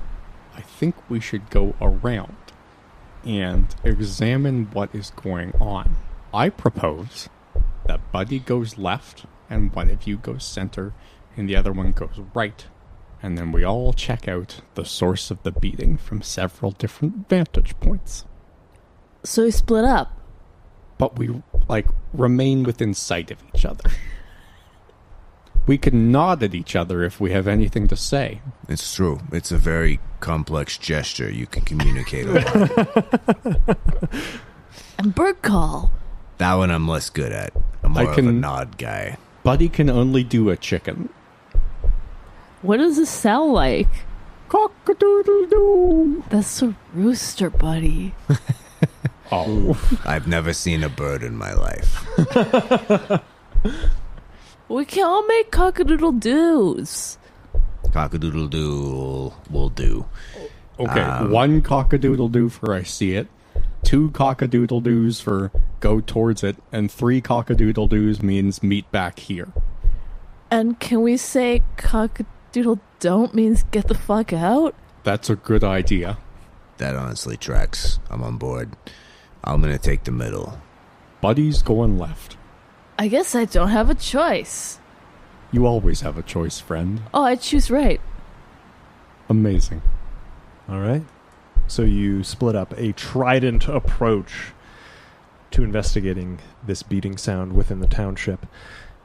And you find yourselves separating across the main thoroughfare, where the abundance of these frail-looking small trees by comparison to the world around you increases almost exponentially the closer you get to the sound of this beating, even so that your ears pick it up audibly and your feet feel it through the surface of the ground, almost like a small shimmer of an earthquake is rippling beneath your feet. Those of you who were born on space stations have no real point of reference for this other than when it torsionally shifts from gravity, and yet you experience it. As you grow closer and closer, divided as you are, this beat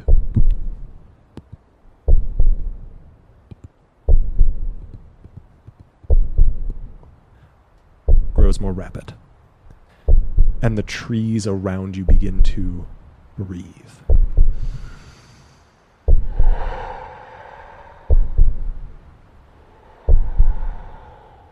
And soon your footsteps become laden with moisture, squelching into the sodden soil beneath your feet. And as you remove them, you see they're soaked in red. And you look at these breathing trees, these Cheshire cat smiles emblazoned on the humanoid faces, burned into their bark, and see that they're weeping blood onto the ground. And all over the surface of their tree-like forms, you see these crimson eyes staring at you. Sanity checks, please. Buddy's going to spend 2 luck to succeed. Regular success. Wonderful. Regular success. Huge. Wonderful. You're okay. You push through. This is an alien planet.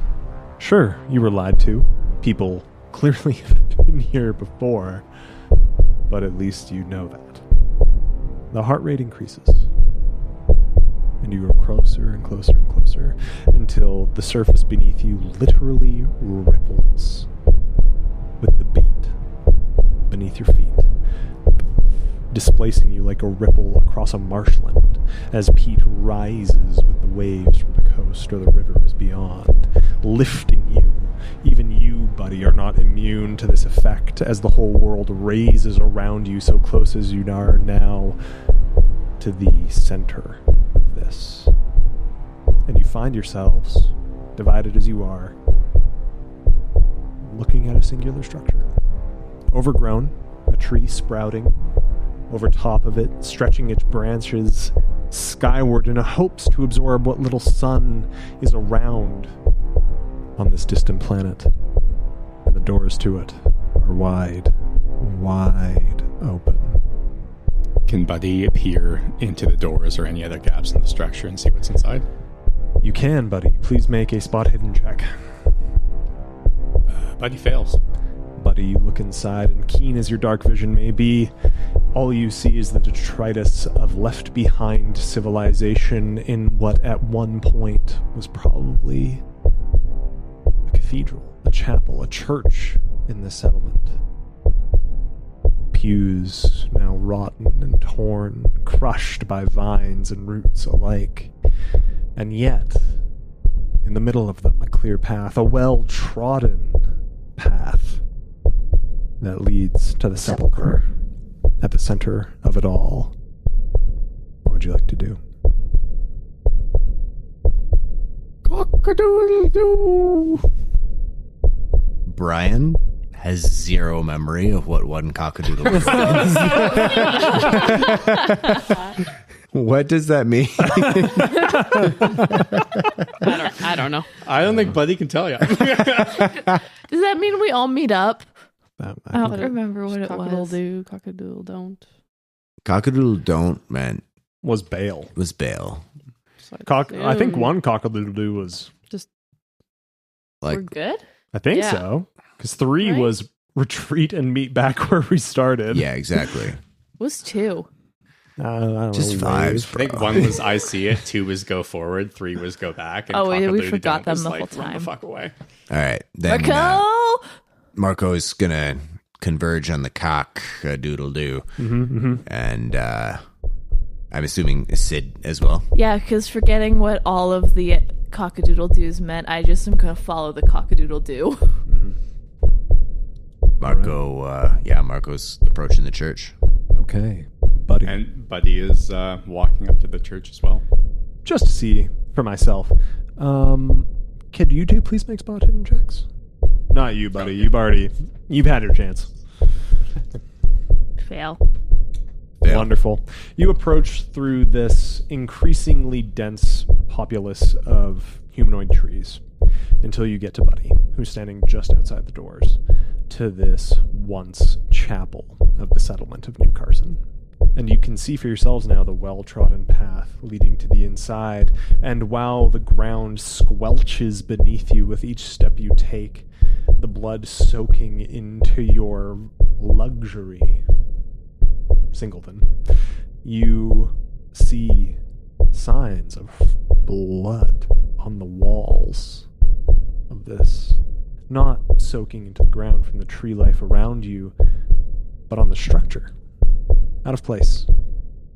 And now that all three of you are gathered, even though the beating of the heart is so loud as your proximity to it has increased so densely, you hear some light breathing on the inside of this room.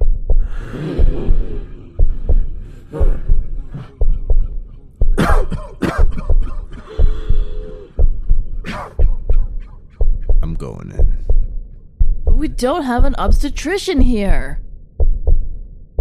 We'll get to the obstetrician. Okay, I'm gonna stand here with Buddy. You keep Buddy safe, kid. Okay. I'll be right back. I'm going in. All right. You go in. And near the raised dais, you see a figure practically bifurcated. Their entrails scattered across the root-laden ground, the roots twisting around the intestine, almost squeezing it into knots, causing it to burst like an overstuffed sausage. Remnants of the morning meal still leaking out from inside of it. But there, before you, is the intimidating, monolithic individual who you know as the Commodore.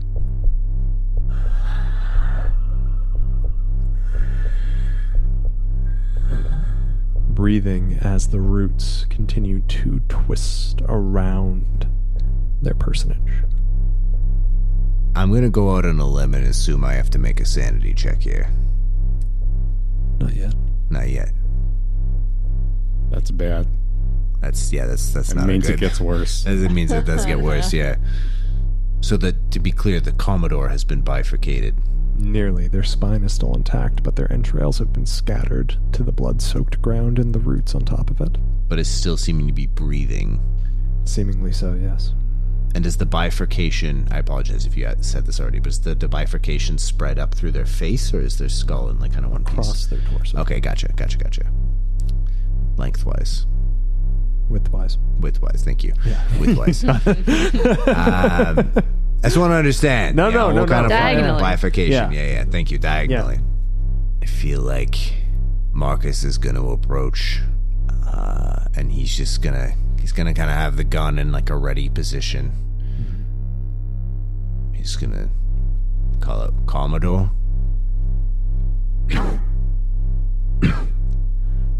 Yes. Who is it? I can't see you. It's Marco. Marco. Where's everyone else? What happened to everyone else? How long have you been here, Commodore?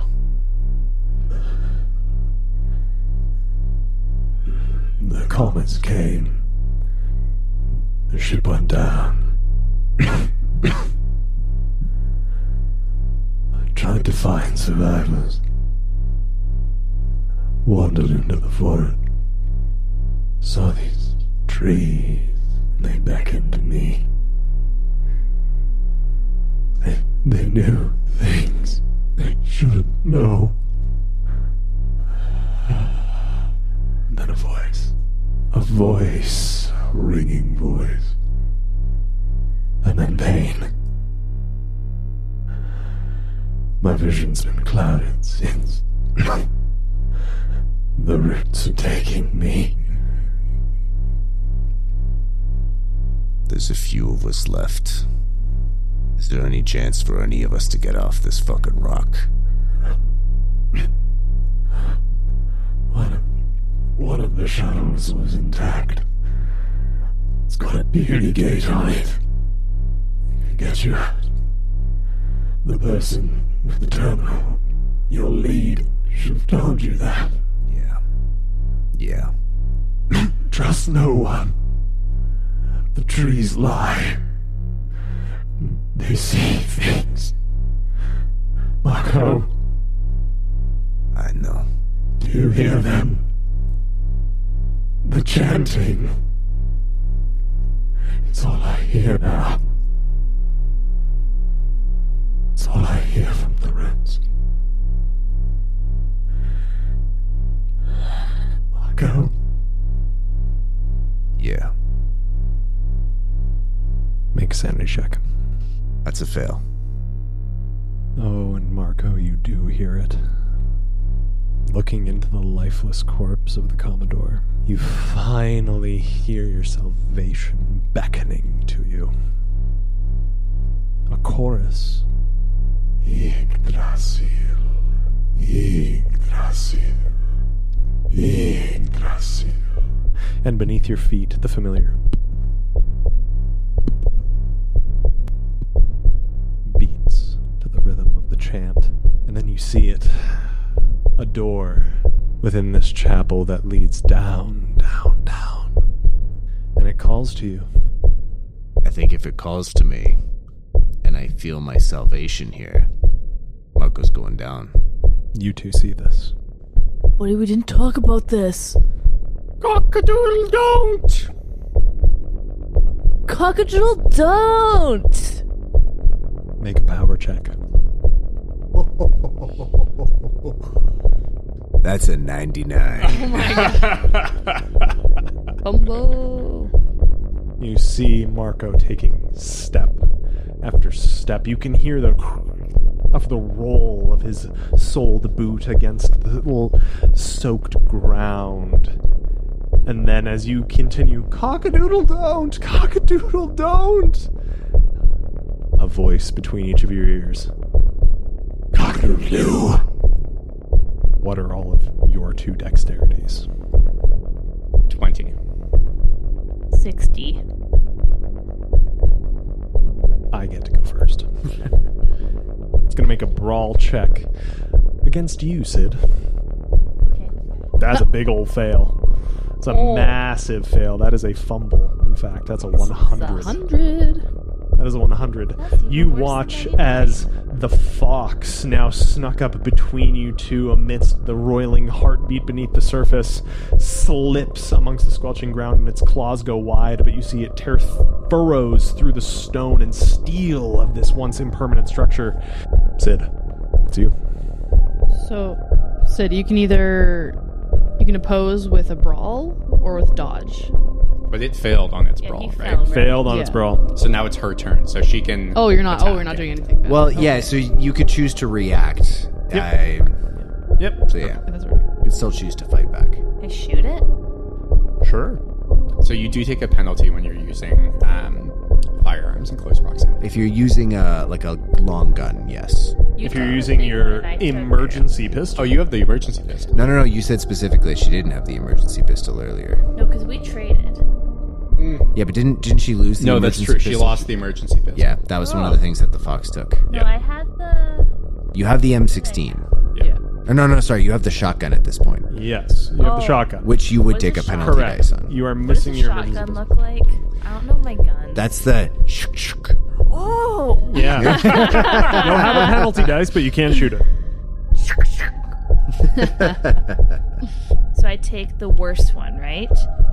Of the Correct. two Correct, yeah. Of these Correct. ones, right? And Buddy, you're on deck. Yeah. Oh, I fail so bad. All right, you fire off. The shot goes wide, and the fox pivots, turning towards Buddy. Buddy, it's your turn. Oh, balls. Oh, some things can be solved with songs, some can be solved with science. But sometimes Buddy likes to go with overwhelming violence. Take heed, my foxy friend, for there's a lesson here for you. I'm going to rip you limb from limb. Fox, I'll kill you. And Buddy's gonna brawl. Buddy, brawl away, big dog. Fucking hell yeah. Brawl away. Hey. That is it's definitely a success. I'm just checking. Buddy's gonna spend 3 luck to make that a hard success. Buddy's going to spend 3 luck to make that a hard success. I'm not going to do anything. Okay, Buddy rolls. What's the rule for damage for hard success? So, Nothing. for hard success. It's only extreme success. Okay.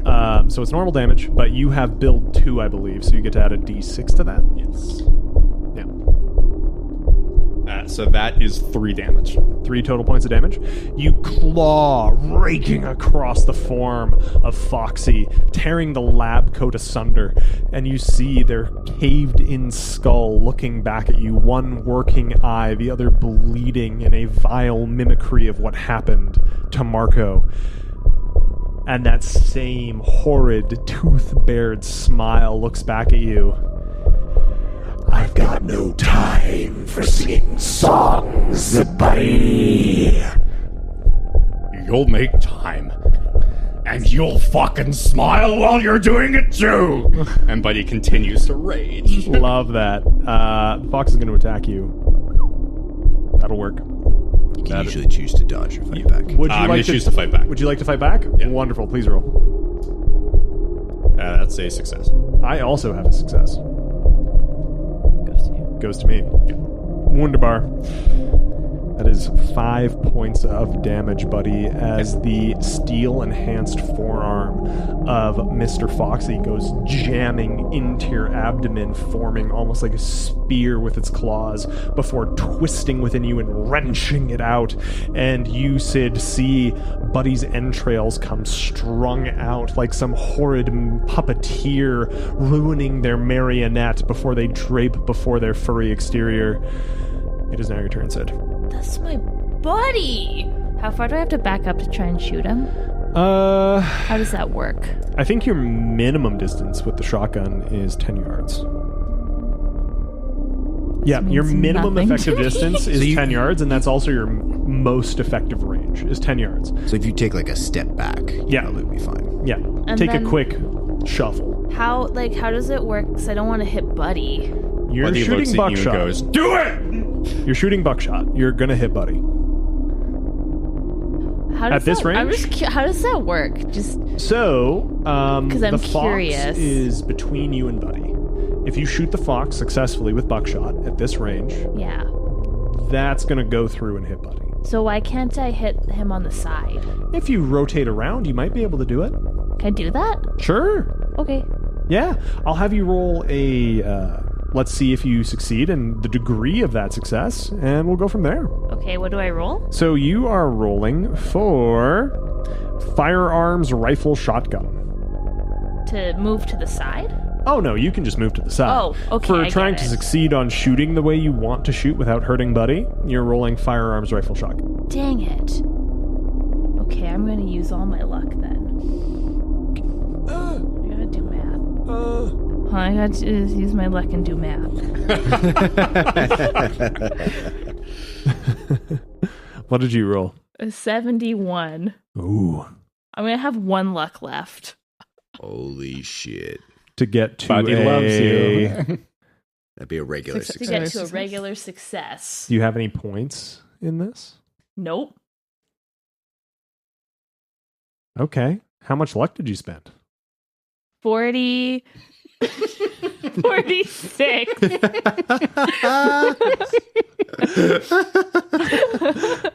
You know what? No, I think this is tactical play. I love that. I love it. Honestly, Yeah. as a person who's done this in the past, yeah, I'm all for it.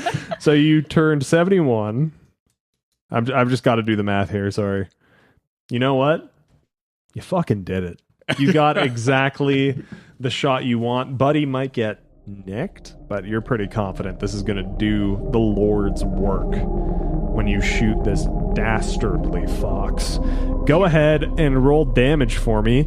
At this range, with the 12-gauge pump, you're looking at 4d6 damage. Okay. 9 damage. 9 points of damage. Noted. Buddy, up to you, pal. Buddy continues to fucking rage. Go for it.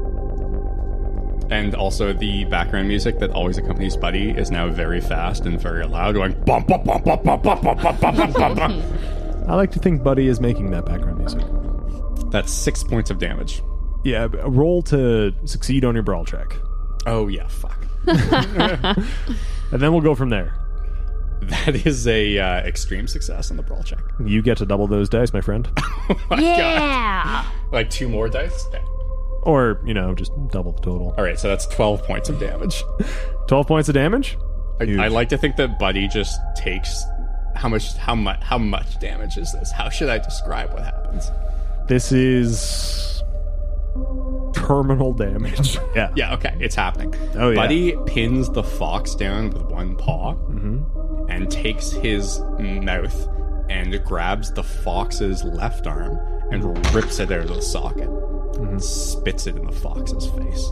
Then he grabs the fox's right arm, rips it out of the socket, spits it in the fox's face. Sure. And then he grabs the fox's left leg and rips it out of the socket and spits it in the fox's face. Okay. He leaves the right leg for good measure. Yeah, of course. Yeah. feels right. The while you witness Buddy doing this. This is not in character for dear old Buddy. Buddy, all the while you're doing this, the fox still has that horrid grin upon its face, laughing all the while. Tickles! Tickles!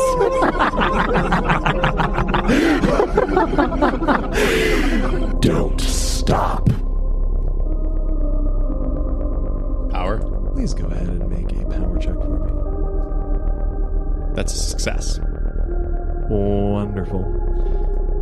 You watch the fox get torn limb from limb, Sid, and you as well, buddy, until the smile goes dull, the tongue lolling from the side of the face. And then something happens you don't expect.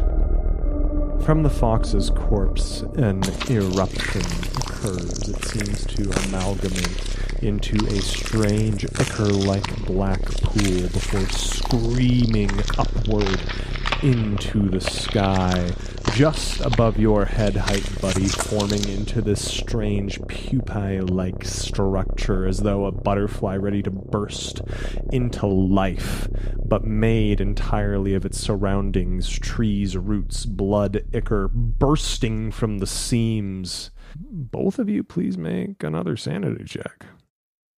Buddy gets a extreme success. I get a regular success. Cockadoodle don't. Even with a critical success, you suffer 1d10 points of sanity damage. And you got? A regular success. You also suffer 1d10. That's an 8. It's less than ideal. What are both of your total sanities at this point? 43. 72. Wonderful. You now find yourself face to face with a creature that seems to be emerging from some sort of strange chrysalis with an elongated, thick neck that spirals into a strange whip-like structure, a face similar to those you've seen carven into trees emblazoned upon the thickest part of the neck.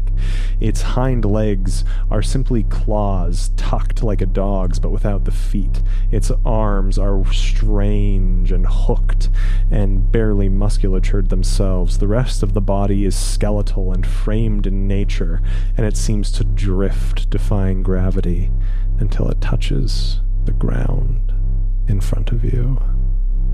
Marco, you continue downward. down, down, down, the same rhythm. Yggdrasil, Yggdrasil, Yggdrasil. Echoing in your ears. Until you feel the warmth and the pulse of the heart before you. In the basement, the sub-level of the city that once was, you see a tree. Not like those you saw outside, not a twisted, strange approximation of a human form made of wood. No, this is made of flesh. A compiled, grotesque completion of human form collaborated into a twisting structure of roots, limbs, and leaves as fingers twitch and dangle off the vine, blood dripping from each sinuous movement of the structure.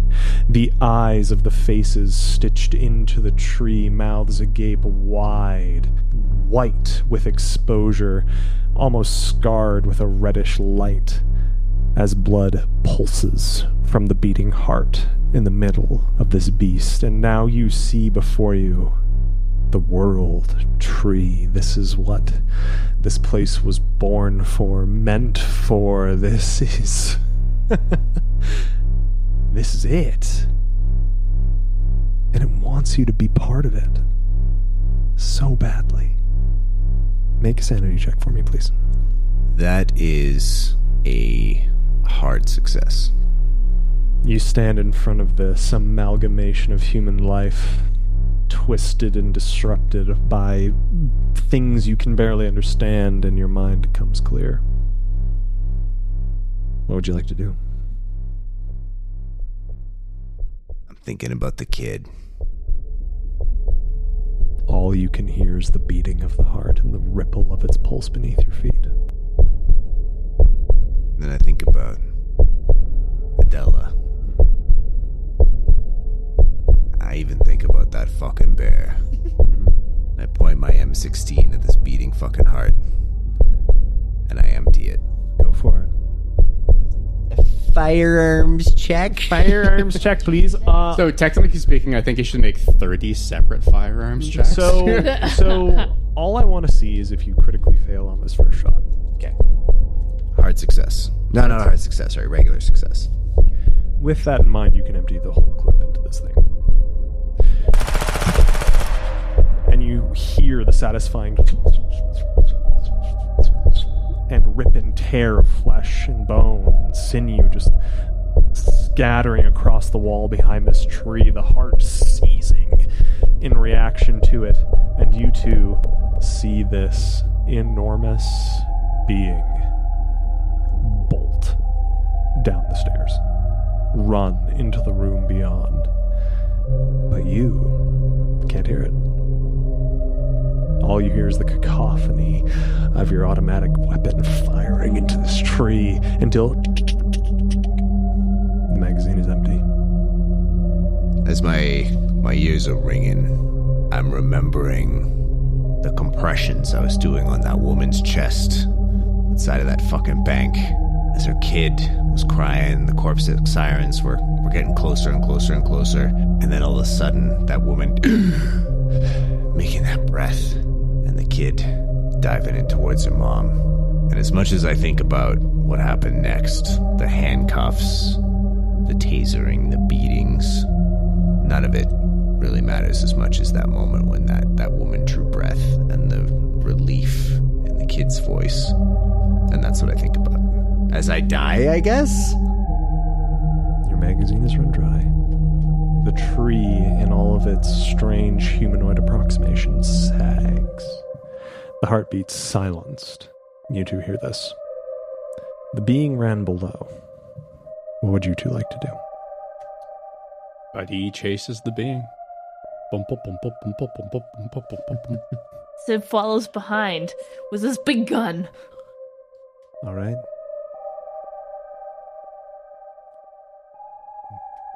We will go now to Adella. Adella. It's been very patient. It's worth noting. Unbelievably 45 patient. minutes. 45 minutes. Yes. Not that she was timing. Unbelievably patient, Adella. I need you to make your choice of a swim or a power check for me. Definitely power. All right. I can't swim. Your dumb stat isn't swim, you fucking idiot. That's a fail. No, All right, Adella. You're in a river of blood. All right, we'll talk to you in 45 minutes. Yeah. You are in a river of blood. What do you do? Yeah, just failed the power check. Adella just fucking lays back. I don't know if she sinks or she floats but she just gives into this bloody river and just sighs in beautiful agony. And just, let's go. And just enters euphoric orgasm. You drift away, experiencing this euphoria. Unable to breathe, unable to move, everything going limp. And then a hand grasps you and tears you out of the water. And you look up into the eyes of a familiar face. You see Commodore Ellery Kane staring down at you, pulling you out of the water. You see his one blue eye on the right and his one green eye on the left, looking down at you, face shocked and concerned, and just drags you onto land and begins pressing water out of your chest until you cough it free. What the fuck was that? You were laughing when you fell in. So now, this is not blood. It's like water. It's like reality. Yep. Okay. Adella's looking around. I don't know what just happened to me. Where is the rest of your team? I don't know. They ran off into the woods. Then they're fucked. Follow me. You're near the shuttle. We can leave. Adele reaches around. Does she have her module anymore? No. Can she determine if the Commodore is sketchy? Please sketchy? Please do. Please do. I have no idea what the equivalent of insight is in this game. I think guess... it's psychology. Psychology is typically insight. Yeah, roll a psychology check. Also known as spot fuckery. Spot fuckery. Roll a spot fuckery check for me, please. I am not skilled in this, but I will spend. Atta girl. I mean, it's not that much. I'm just going to spend 27 luck to get That's not insignificant. That's not much it's by. Not what was it? It's not much by one-shot standards. Truly, yeah. Okay, that's right. Oh yeah, regular success on psychology. Regular success on psychology. The words of the Commodore seem to ring true. No deception in their voice. But something about their appearance is off. You distinctly remember that the Commodore does in fact have two different eye colors. But the blue eye is supposed to be on the left, and the green eye on the right. This is a reverse of that. A small detail. But you've been with his crew long enough to know that. And those eyes are looking down at you, misplaced as they are. Well, what are you waiting for? We need to leave. There's no time to dilly-dally. Your friends are likely dead. This place is fucked. Commodore? Yes. Fuck off. Oh.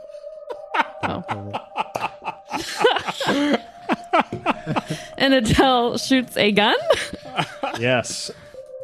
Adele. The Nerf gun. The Nerf gun has been fired by Adele. Adele, you feel this sense of understanding, of clarity.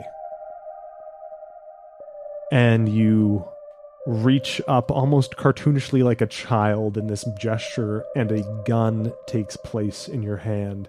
An old single-shot, almost flintlock-looking pistol, emblazoned entirely with arcane runes you do not understand. And just as you intend, you fire and it rings true, and it tears a cannon-sized hole in the chest of this individual. And for a moment, after the shot rings through, you look, and the only person standing there is your sister. Chest completely missing. Gone, torn away by the shot you fired. She coughs. And with that, you see a vacant part of a lung fall free from the rib cage, now exposed, and dangles before her. Word for the pelvis. Pelvis.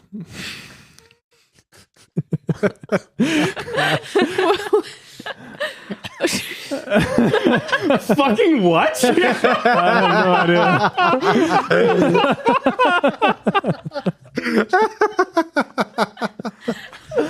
All right, so to the one doctor who I know listens to this, fucking get at me with how a lung can hang in front of a pelvis. It got shot. You got shot out. dropped. You got the lung dropped. shot. You got the lung shot in the It pelvis. got torn free. Yeah, he It's fucking dropping. works in the ER. He can tell me whether or not that can happen. They're just big meat sacks. They can fall and Yeah. then fall to the ground. Doctors, hit us with your big meat sack knowledge. Big meat sack knowledge. This singular lung kind of I'm a dangles for a doctor. second attached to the windpipe tube. I'm not a doctor, guys. Before separating away as it was torn free from the shot you fired. And she just goes, Why? Make a sanity check. I'm starting to suspect none of us are making it off of this fucking planet. That is Especially a not success. anybody's sisters. Sorry, what You was blink that? your eyes. It was a success. Success. Success. You okay. blink your eyes. Nothing is there. But for the first time in a long time, your mind feels free. And you look into the distance and you do see, in fact, the shuttle at the edge of this river, separated from the ship at large, which you see parts of it now scattered in the woodland, things you didn't previously see. Clear as day. But here they are. Oh my god, what the fuck? Okay, Adella, you can do this. You can do this. And she runs for the shuttle. You got enough? You get closer and closer and closer to it, and you see the familiar green glow. And it goes... Ah, hello, a survivor. It's me, Jameson. Oh my god, you beautiful bastard. Get me out of here. Of course. Do you have any compatriots? No. No. I do Very not. well. We will not scan for survivors and instead fuck off. All aboard.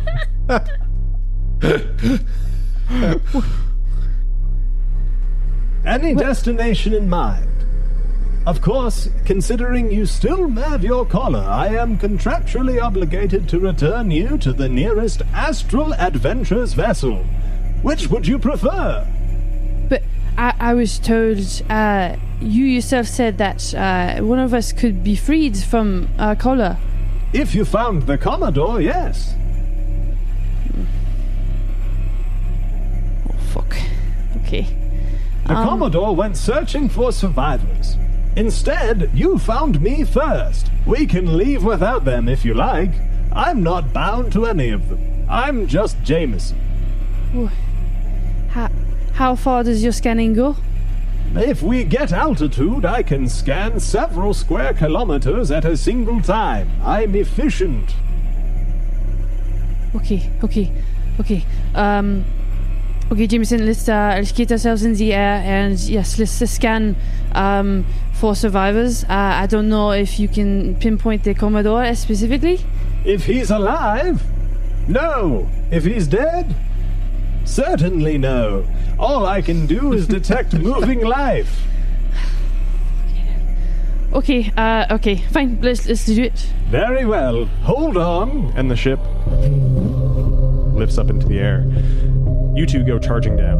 Or did you want to go charging down? I Sid? went charging down. You went Follow charging down. Buddy. Okay, sorry. So to clarify, Buddy's a I'm bear. losing names. Marco? I keep saying want to say micro. It's so bad. It's because you're thinking It's- of my dick. That's the Right, problem. yeah. Because it's a dirty job. Marco went down the stairs. These two are upstairs. They saw a large figure run past them and go down the stairs. Correct. Okay, and they're now possibly falling behind. Correct. Okay, cool. They're all subterranean. Okay. Wonderful. So, we go back to Marco and the gang. Marco, behind you, a voice. Not crazy or out of place, but smooth, soothing. You seem to have the merits of someone willing to be a messenger. And then you hear...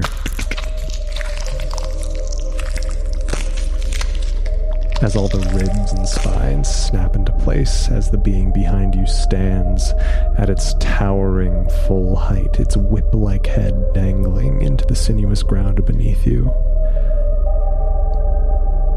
I see what you've done, Marco.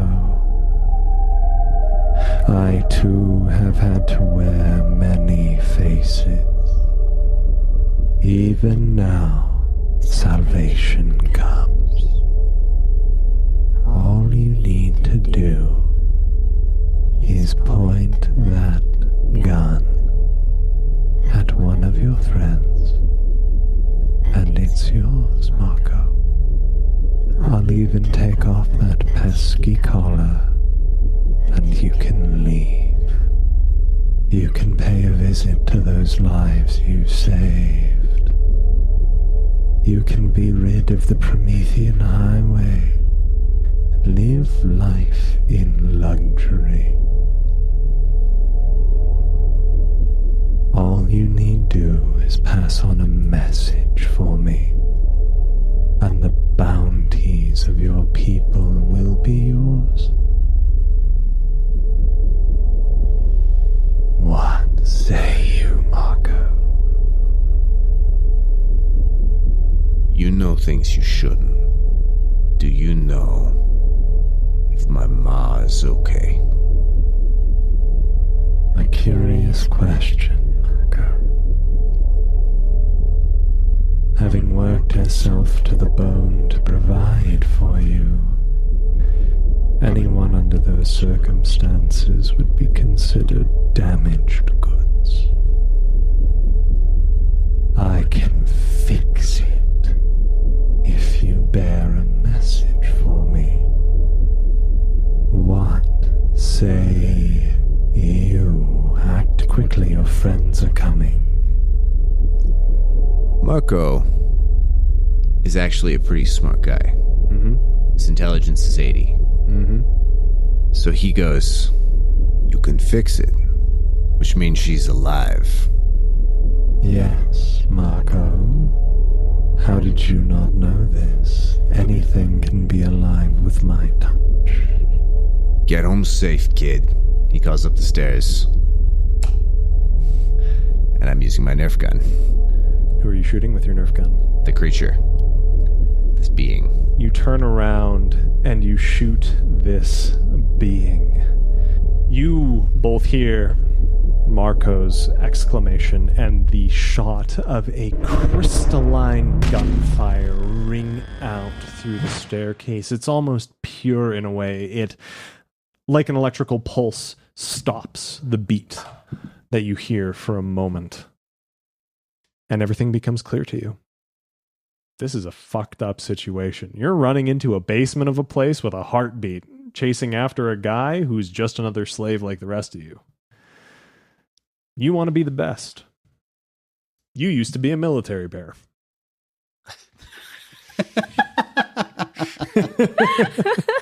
This is a real Pokemon situation. What about this is clear? No, it's clear. It's fucking clear. Your minds, for the first time since touching base on this planet, seem to line things up a bit more correctly. What would each of you like to do in this moment, hearing Marco say what he said? I want to see what happens. So you continue down the stairs? So what exactly did we see? Sorry. We saw him. You saw have a massive crystalline being gun? charge down the stairs. And as you are making your way down the stairs, in pursuit of this being, you hear a crystalline ring of gunfire. Not the normal abrasive, loud, obstructive blast of a random gun. No, this was pure. This was clear. I assume I'd be running, and depending on if Buddy stopped, because if Buddy stopped, I would hit him and fall backwards. Buddy, what do you want to do? Buddy's an angry bear. Buddy is an angry bear. Buddy's trashing down those goddamn steps. Wonderful. So Buddy's going? Buddy's going. Buddy's Plus, going. Buddy's a bear running down steps. Like, Yeah, he nothing can't stop him. You know?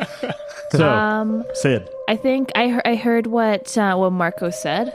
Yep. I would slow down, but I wouldn't turn around just yet. All right. So you watch Buddy charge down into the room beyond, and the heartbeat continues. And the beast behind you, its voice warping, says, You abuse the might of my brothers. No one is safe from my being. I will succeed where others failed. They are incredibly damaged by the shot you fired. Enough so that if you wanted, you could flee. I think Marco's fucking booking. But not for his own sake. I think he's just trying to get the kid out. All right, Marco, you book it up the stairs and you encounter Buddy hauling ass down. Buddy, we gotta... There's a whole eldritch being down there. There's a whole I'm situation. gonna fucking get him. I love the attitude, buddy. I fucking love it. But we gotta get the fuck out of here. All right. So you're running up the stairs. You're running down the stairs. Yeah. Do I see Marco coming up now? Oh, yeah. I start running up. Cockadoodle don't. All right. You're bailing. It's at this point that you're flying overhead, Adella, and Jameson says, Oh, look at that! 2 life signatures detected above ground. How fortuitous! At which point, Buddy, you step down and see this twisted being rise to its full height, a hole punched through its chest. And it says to you in a tongue that only you in that moment, only you can comprehend, and you know this. And it says, I am the Arlantozep, the bearer of messages, and you will spread the word. and its hand comes diving towards you, similar to how it did in the past. What would you like to do? Buddy says, "Nice to meet you. I'm Buddy," and goes for a fighting maneuver. He's going to try to pin it to the ground. So would you like to oppose? Yeah, I'm going to try to pin it to the ground. All right. Well, it's rolling. Good to know. That is an extreme success. What do you want me to roll here? Brawl? This is brawl. I mean, you automatically lose. Yeah, you're fighting Yeah, a messenger of the old ones. Yeah, all right, Buddy loses. All right, buddy. How much HP do you have? Buddy has 15 HP. All right, buddy. Let me roll 10d6 real quick. It's not inconceivable. It's You need impossible. more? Look, Yeah. I've been rolling real bad 10 tonight, ones. gang. Like, it could happen. Even if you rolled all buddy. ones. Buddy's got one more thing he wants to happen. Of course, buddy. Before he Buddy, dies. I don't need to roll the other d6s. What He's would you gone. like to happen? Buddy's gone? All right. So, on Buddy's character sheet, there are 12 magic points based on Buddy's power. Yep. Buddy wants to use all 12 magic points to send a message. Do it. And Buddy wants, with these magic points, this otherworldly energy that kind of reaches beyond time and space, to convey the following into this being's head. Oh, Buddy the indentured bear, Buddy the indentured bear, he's here to dispense violent end to end your leave of wrongs. Buddy the indentured bear, Buddy the indentured bear, he'll haunt you from the grave and you will always hear this song. And Buddy wants that message to loop in this being's consciousness for the rest of eternity. The rest of eternity. The rest of eternity. Only one way to determine that. Highs or lows? Oh my god. Ooh. Highs. That's a 9. Oh, shit. Buddy. A bear. Just a bear. Just a bear. With a cartoon bear's mind, you force whatever ounce of magical goodness that you have earned through entertaining families your entire career, other than that brief stint in the military, to imbue a message to the messenger themselves. And you feel it sink home. And yet, as the second hand penetrates your ribcage, and you hear the crack and ding and ring of bones begin to separate, and the tear of organs and sinew alike, as the creature begins to simply rip you apart, you begin to suspect that imbuing an immortal being with an incredibly annoying song was not the move. Until your vision goes dark. But considering the way your body fell, what blood is pulsing through your brain, you see the being charge up the stairs where we see these two running towards the open shuttle bay doors of the descending vessel as Jameson goes, Oh dear, a third life form has appeared. Haste! Right now, what would you like to do? Okay, so Adella would see these two they're emerging from underground. 10 feet away. Okay, Jameson, hover just out of reach of them. Very well, hovering just out of reach. And you see the shuttle move like 5 feet.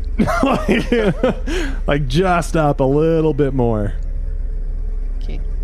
And then you see the third being behind them. A massive creature with a whip-like head, bony protrusions, and sharp metal bones almost jutting from its every being, charging behind them. Adella, what do you want to do? Aye. Is there any way for Adella to, like, I don't know, look at both Sid and Marco. Thank you. There's something wrong with me. I understand. What's wrong with you is it's 2:30 in the morning. Yeah, I apologize. Don't be sorry at all. Don't be sorry. And Marco, to look at them and, like, be able to tell if there's something wrong with them, like there was the Commodore. They look as clear-minded as you did. Quite frankly, it seems they've experienced a very similar thing that you did. Even, and I would normally have you roll for this, but so outstanding do they look by comparison to the rest of the world around them that it just seems right. Okay, they don't need my help then. No, I'm just kidding. May I? You may. Sid, what's your speed? 8. Marco is not a fast guy. Brian, stop trying to sacrifice yourself. No. Here's the thing. As Marco is running towards the shuttle, is Adella kind of in the hangar bay door, like looking down at us? Yeah. So Marco can look up and see Adella. And he nods. Which is communicating to Adella.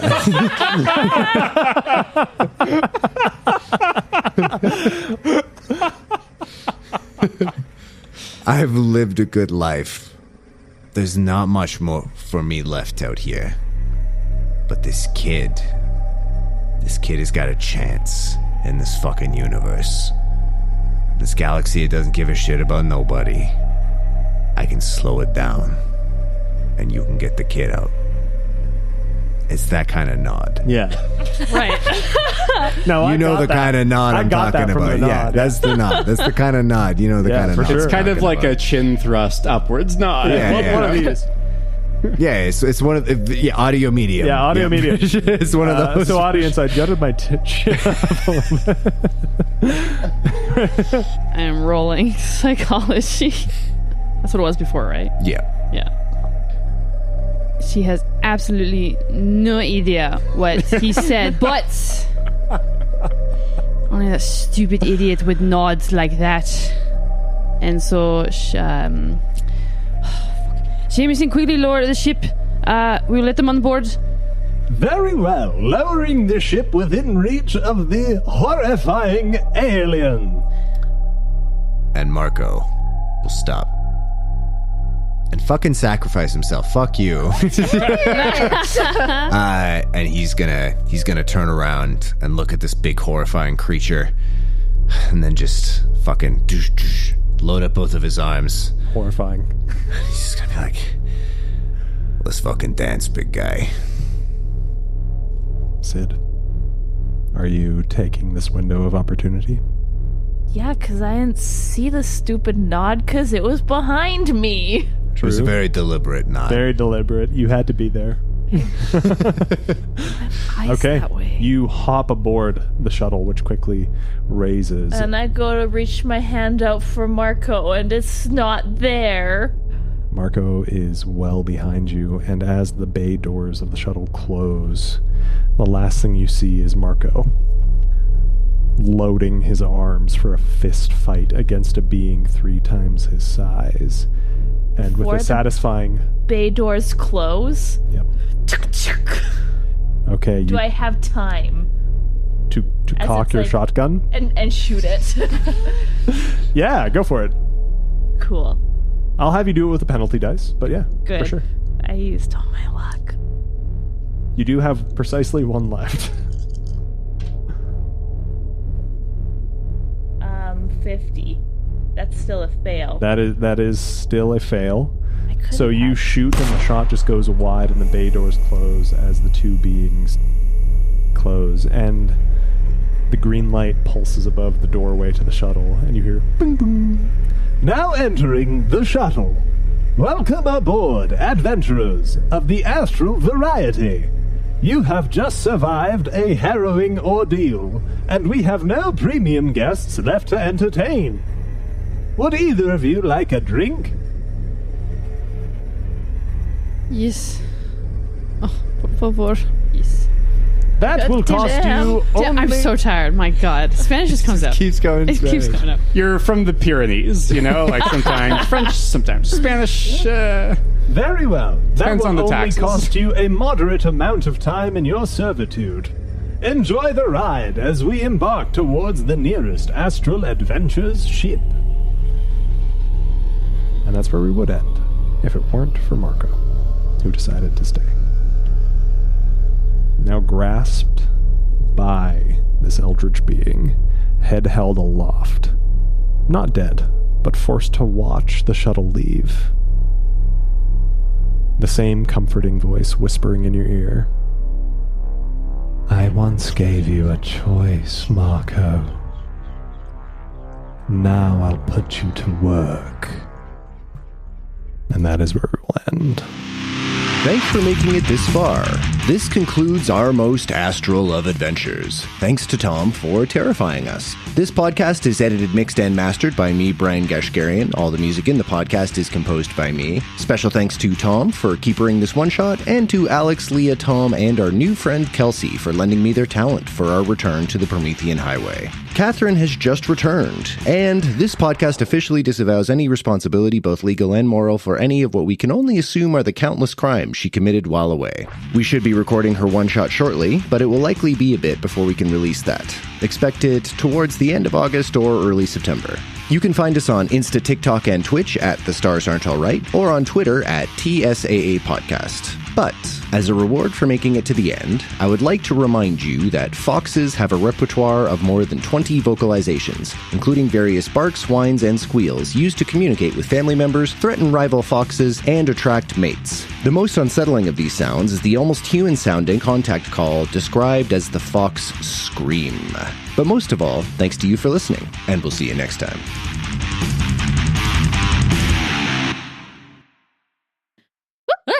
Well, hip, hip, hip, hip. Yep. Those are my audio markers. Oh, gotcha.